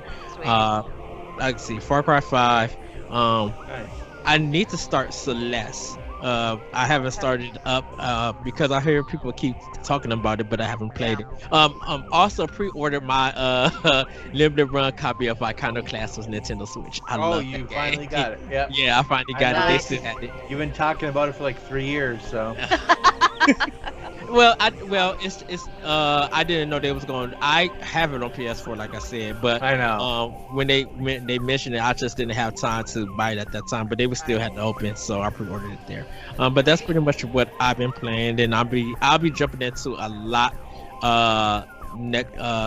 to talk about next week. I'm waiting for it. And I did do the Anthem demo, so you guys can listen to that. That on the Yoshi Yak. But I do plan on getting on Anthem, Crackdown 3, and Days Gone. I'm skipping Metro Exodus because Metro Exodus.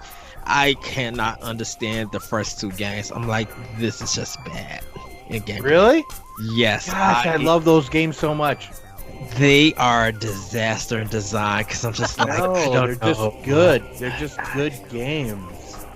They're decent for people. You gotta who love like this game. old school sci-fi to really love those games. You know what? It's not. Let me tell you, it's not the story or anything. I think it's the combat and some of the wonky controls. And it's just like, I don't know. I hear you. Okay, it's just it is weird. different. It is different. So. Yeah. But I mean, Metro Exodus looks fun. It's just that I'm skipping it because I already got some other games online. There's a lot to play. Yeah. Yeah. So cool. Well, what else did you guys want to talk about? Especially you, Eddie, since now you're here. I mean, I know you got your yak, but if there was anything else you wanted to talk with us here. Gosh, yeah, uh, when you guys listen to Yoshi Jack, I talked about games as a service demos on how they are handled. And I put it out there, like when you guys listen to the episode, kind of get your guys' thoughts about it. But I really kind of wanted to hear a rebuttal from the last Yoshiak. I know me and you talked to Kathleen. I was going to say this. Kathleen, it's your time to shine. I'm the host today, so no, I can't talk. No, I'm kidding.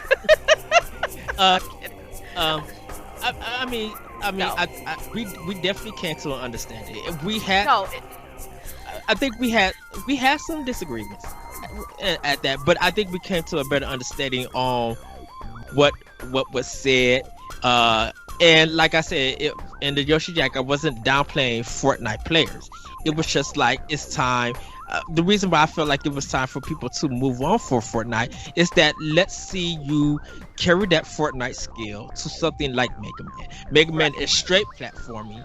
A lot of people do a lot of jumping in Fortnite and building stuff. So if they and shooting. So if they got that platforming building kind of skill, they should be able to go through a Mega Man game. I don't think a lot of people would. And I wasn't calling you out on anything. I was just it was just like, if you're good at Fortnite, play Mega Man. Use those skills to see, because even though they're two different games, they still share the same mechanic. You should be able to jump, dodge, hide, figure out stuff, and go in not knowing anything. And don't rely on a strategy guide. Don't rely on no advice from friends and stuff. Play the game and die. And lose life. Be challenged, because I feel like Fortnite plays it safe, and you might get a good skill set in Fortnite, but Mega Man is going to elevate your skill, because it's going to be like you jump from Fortnite to Mega Man, and then you use Mega Man back to Fortnite. You're going to be like, oh my goodness, my skill is different, my feeling and memorization is there, but I'm just like, my skill is different. I'm able to really build stuff, move, jump around, shoot, know what weapon works well against players. Because if you're trying, like, I would never have no one tutor me in Fortnite. Like, I feel like you don't need a tutor in Fortnite. A place is just a place. If you die and you came in 5th place, okay, yeah, good for you. But if you die, if you spent 45 minutes trying to get through one level of Mega Man and you literally beat the boss with 2 bars of energy, you feel like you really accomplished something, don't you? I think it depends on what you're going in with the game, though, and this is where I mean, again, for our listeners, I listened to Eddie's yak from last episode, and if you haven't listened to it, I definitely recommend listening to the episode. Listen to that section especially, because even though there's some things that I disagree with Eddie about, there was a lot that I could see where he was coming, but we did talk about it in the cast chat. But I think you brought up a good point, and here's where I really think the point is, and we kind of touched on this, Joshua will tell you, we kind of touched on this when we were talking about the Epic Store. I do agree with you. I do think people need to branch out and not play the same games all the time, and I think this is where Epic, and where I was going with it, was having the Epic Store was helping those Fortnite players see other games. Yeah. Mega Man is definitely unique, and having grown up in the age of Nintendo, Atari, all that, Mega Man is one of those games I played a long time ago. It definitely, I don't necessarily agree that if you can play Fortnite, you can play Mega Man. Only because it is a different mechanic. There's a little bit difference to the timing. Mm-hmm. There is also learning the button response. But there is that challenge, and I do agree with you that when you go through and accomplish beating that level, beating that boss, after trying to figure out what weapon to use, what the strategy is, timing those jumps. I mean, there is a way to play those games and hit every jump perfectly because of the patterns that are within those levels. The thing I think I took the most away from it, though, was why does the Fortnite players have to be the ones to make that jump? The Fortnite players are playing it because they enjoyed the game. They Yes. like the community. They like the same. How come we're not bringing this up to get people who play nothing but Red Dead Redemption 2? Why? I played Skyrim for nothing but a year and a half, and that was the only game. So it was kind of like, wait a minute, are we just looking at Fortnite players, or is this everybody who just focuses on one game, like World of Warcraft, League of Legends? I actually could explain that, or say that. I taught everybody that I tell who plays Dark Souls, who's a soul game. I always tell them go play Ghosts and Goblins, Ghouls and Goblins. If you, God, sorry. Really?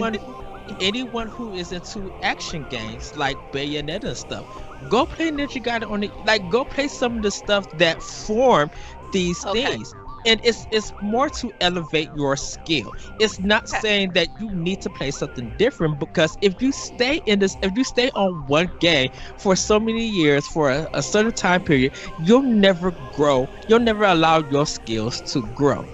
Right.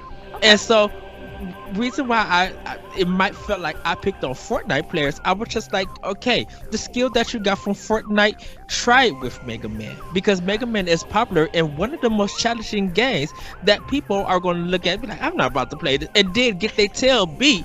And if you're someone who's into competition, never giving up, Mega Man is a great game for you never to give up.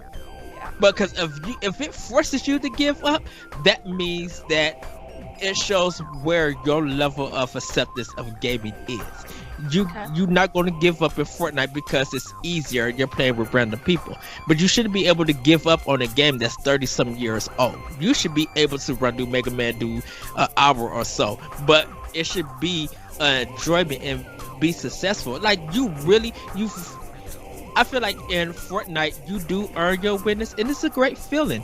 In Mega Man, when you do win, it's a greater feeling. Yeah. Because it would be like, okay, I beat this old game, and Nick kicked my tail.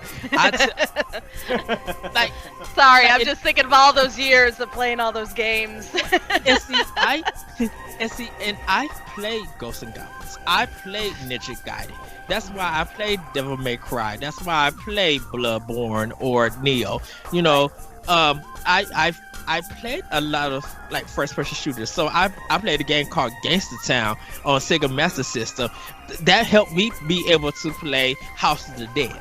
Okay. I played Outrun, and that helps me play Forza Horizon. Like, I played a lot of course, I'm older. I played a lot of games throughout a lot of generations. And now that there are old games that are available for people to play, the new modern players who have that new modern skill should be able to handle and see why these older games have made our skills better and somewhat unique. Not saying that these new games can't do it, but these new games have a safety net for you that the old games didn't have. Right. You want to see the ending of Rygar or Bionic Commando?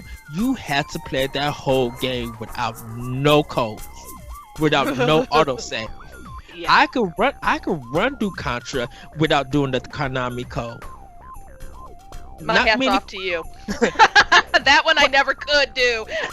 Not many people could do that. But if they're playing about a game I want, I'm telling you, that is the one I'm like dying to have come back out. Exactly. And that one. And anyhow. I don't know why they're Konami. The Konami keeps. That's a whole other topic. Konami keeps bringing out Super C, and I want Contra. I know. We all want it.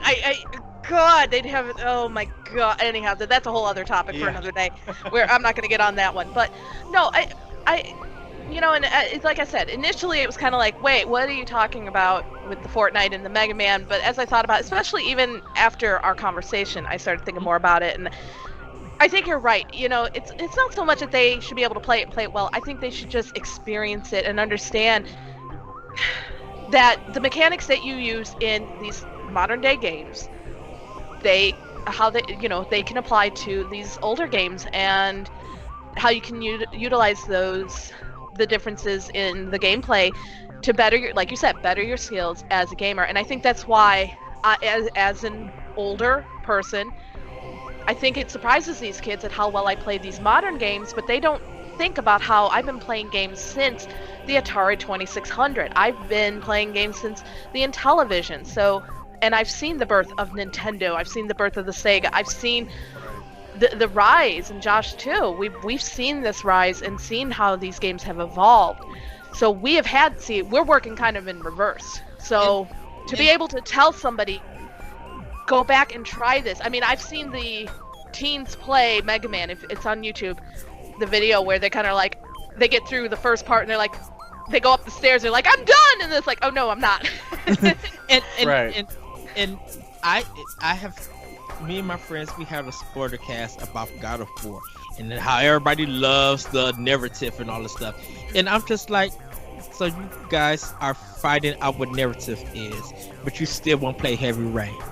Oh yeah. If you want narrative, if you want a big game, I was keeping it literally Sony, because I was just like, you go back to Final Fantasy 3, as goofy as Suplex in the Train is. There is some crazy and dark stuff in that game. Yeah. Yes. That game and it's just like, you guys are acting like narrative is the big thing in this presentation. I'm just like, but there's been other games that have been talked about that has narrative and that has done presentation, and as gamers, or a few of us, we do not give that game that some of these older games a credit. I was talking about Titanfall 2, how I think that is one of the best first-person shooters aside from Metroid Prime. I feel like Metroid Prime is a first-person adventure game. I love the shooter in the story. If you want to find it, you can. But I feel like the best first-person shooter in the story that I got is in Titanfall 2. You feel for your characters, you feel for your Titan, what the level layout and everything, and the presentation is, all of that is so good. And if you want to get into narrative and presentation, and you think God of War is the best, and I keep saying Heavy Rain, it's just like, you go through Heavy Rain, and yes, it's a quick time event thing, but you go in the story and how you feel morally. You as a parent, how do you feel about losing your son in a mall? How scary that is. What sacrifices are you going to do? All of that stuff that's in Heavy Rain tells a deeper and meaningful narrative than what God of War does.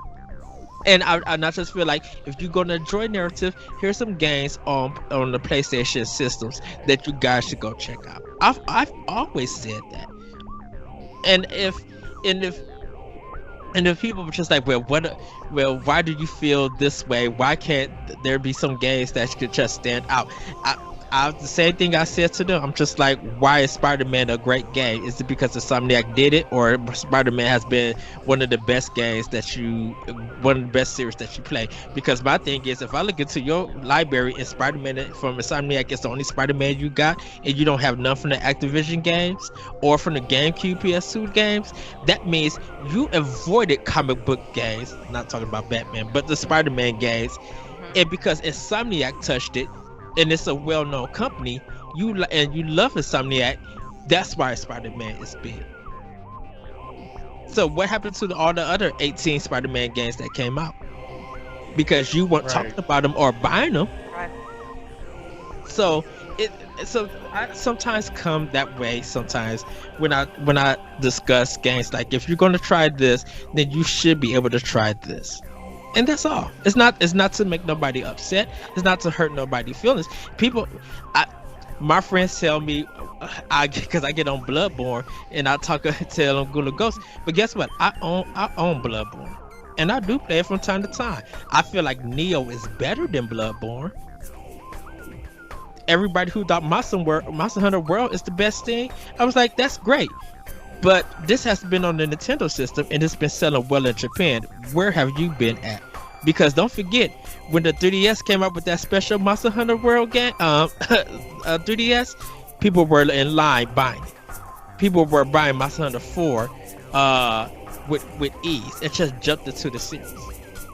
So it's just, and that's kind of, and it's just that kind of thing. It's just like, sometimes if you're going to look at one thing, at least take in consideration of some other things that came before it that have done it better, or that have made, build it up. I'm not knocking Dark Souls players, like I said, but I'm just like, go back, play Ghouls and Ghosts. If you recommend a game to me that's on console, not PC, I love you PC players, but I can't do it.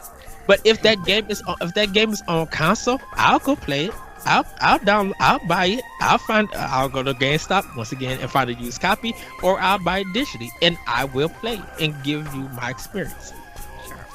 So yeah, go ahead. No, sorry, I didn't mean to cut you off. So that's why I said, Josh, I'm not knocking Metro Exodus or anything, but like I said, it was just like, if Metro Exodus plays like the other Metro games, I have a part to play with my friend Corey, and we went through Metro I think 2041, or I think is that 2-pack one that came on PS4. Yeah, the Redux or whatever. Yeah, we were lost. You can find it on YouTube. Just put in How to Play Metro Redux, and you would be like, "What in the way?" And you probably be mad at us because we were just like, "It's okay. We don't understand the game." But I brought it. I physically will go back and play it and learn the game. That's right. And what I wanted to point out is, I think this rings true. And I did read your optional opinion that you posted today, the How Do I Know? So I want to give a shout out. If for any of our listeners, definitely, Eddie, where can they find it? Because I definitely would like to recommend for more discussion on this, because it was a really good piece. I did read it. So it's at ngrradio.com.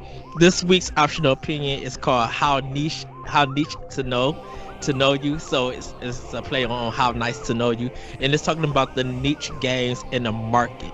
How some stuff started small, or it started, they were for a certain fan base that appealed to them, but now it's grown to something bigger and better. Yeah. So if you look at something like PUBG and how that was started small, and then it grew up to start this kind of genre of battle royale games. It's doing that thing. So I have by the time you guys hear this episode and see this, there's a blog called on How Do I Know If It's For Me. The title is actually a play on Whitney Houston's How Do I Know If He Really Loves Me. He really loves me. Yeah. Oh, sorry.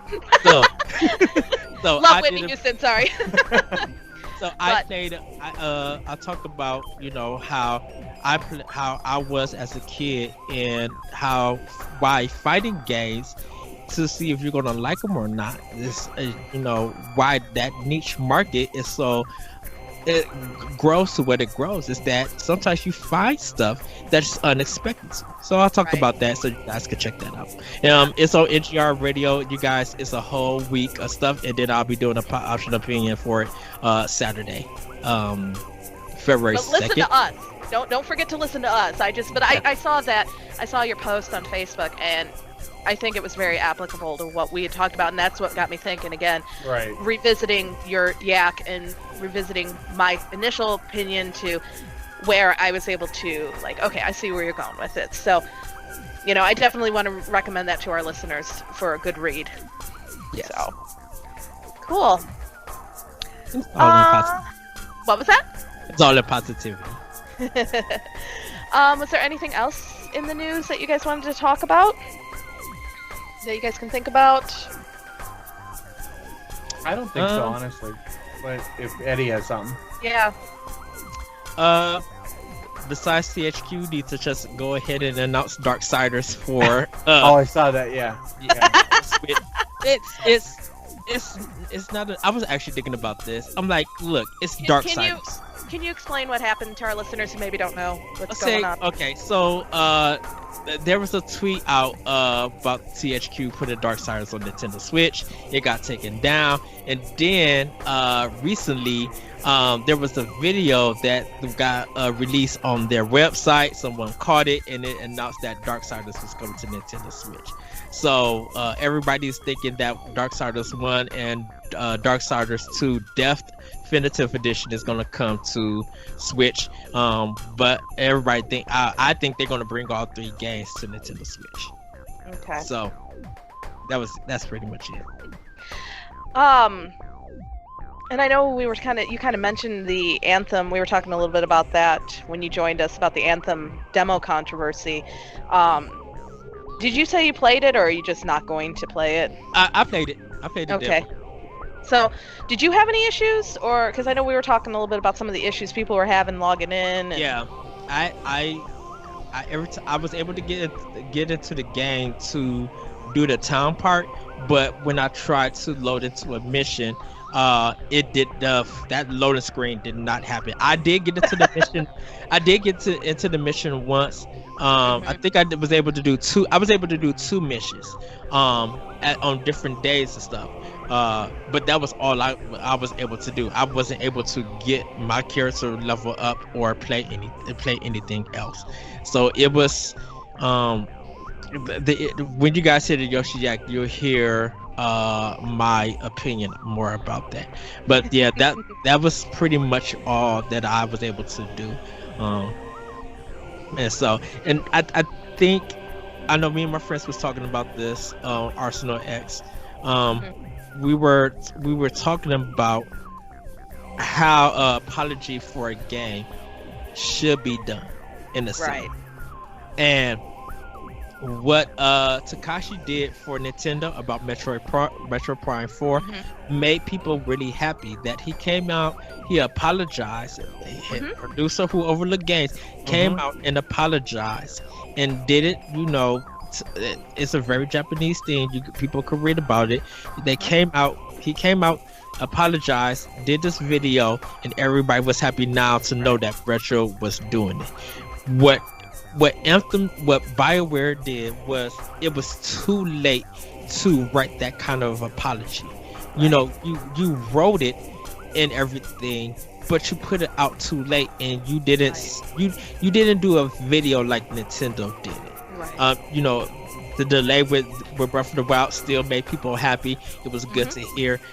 We still remember how Iwata, how he took half of a cut for him getting paid to say that, I apologize for the problems and stuff. So Nintendo got it right, and I think us in the West, we still haven't got to where we would love to see you apologize and do a video if you want to. If you could do that, then yeah. I just kind of wish that with the other thing that it wasn't a written thing to explain it. I would prefer that they had did a video and really explain stuff.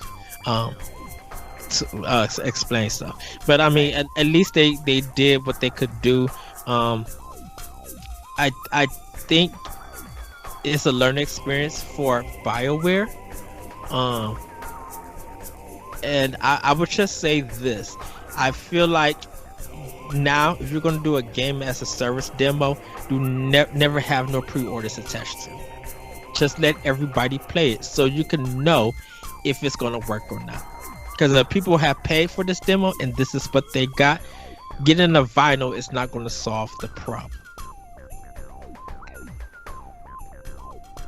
Okay. Well, anything else you guys want to talk about? I know we're getting kind of long on time, as Larry would say, but... Yeah, long in the tooth. No. Long in the tooth? Yeah.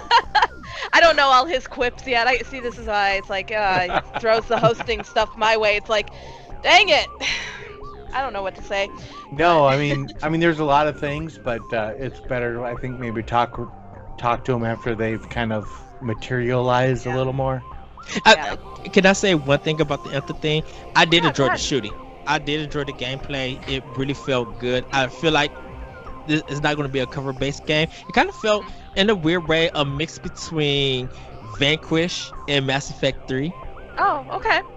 And I think Vanquish, because of the camera angle when you are over the shoulder. Yeah, that over the shoulder kind of mech suit. Okay. But the shooting and the gameplay kind of felt like Mass Effect 3, which is good. If they tighten it up and make it work on it, make it a little bit perfect, patch up whatever they need to patch, I think it will be spot on. I'm still not feeling the flying, and I think I got to get used to it. for it, but I think once I start the game from scratch, I think I will be able to get a better understanding, because they kind of just throw you in it and don't explain anything, so it's just like, Right. so. What do you do? Right. But I did enjoy it. I didn't pre-order the game because I'm buying it on day one. All right. So. Cool. All right. Well- Before we go, Josh, is the demo next week? They said it was another demo coming out. Yeah. I think it's the same thing that we all had. The VIP one. Yeah. It's just a continuation. Okay, but it's gonna be next week, not this. Yeah. Yeah. I believe it is next week. week. Okay, I was just wondering when it was coming back. I know. I have to get back into it. I couldn't even really get it started, so. I only had a limited amount of time, and I couldn't get it going, so Same here. I just said, you know what, forget it, I'll wait. Yeah. And that's always frustrating. So. I know. Well, I think we're gonna end the episode there. So, I want to just thank Josh and Eddie. Thank you so much for joining us, Eddie. We always appreciate having you here. Thanks, man. Definitely thanks to Dylan, who unfortunately had to leave us. And, shout out to Larry, who unfortunately couldn't join us tonight. Just want to remind everybody that, again, you can find these episodes every week on our home at Podbean. world11.podbean.com, all one word spelled out. Also check us out on Spotify, iTunes, Google Play. Again, check out our YouTube channel, which Josh and Larry have been doing a lot of work with. A lot of great content. Definitely check out the videos. A lot of variety too, and make sure to subscribe and hit the notification bell. Make sure to follow us here on our Twitch channel, because you'll be seeing more streaming videos. Now that Josh has got his computer, we hope to get him on playing some of our more retro games. Yeah, I'm working on it. So, so you're not always just seeing me playing video games, as much as I know y'all love seeing me, but, I'd like to see more of others.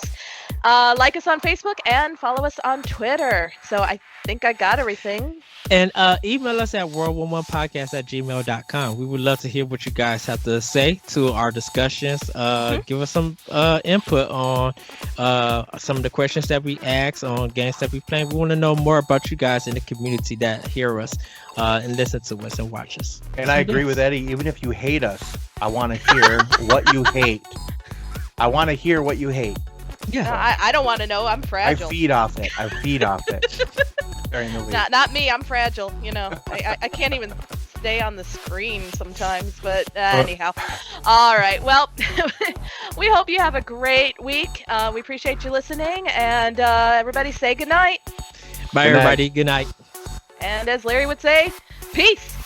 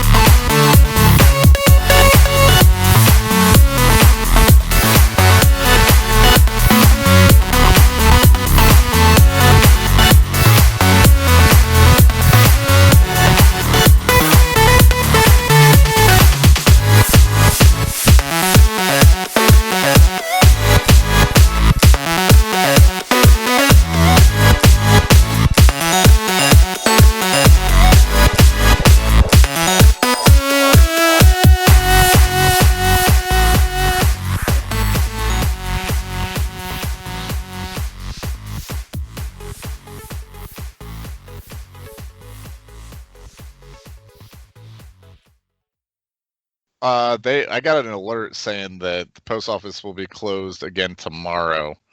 Okay.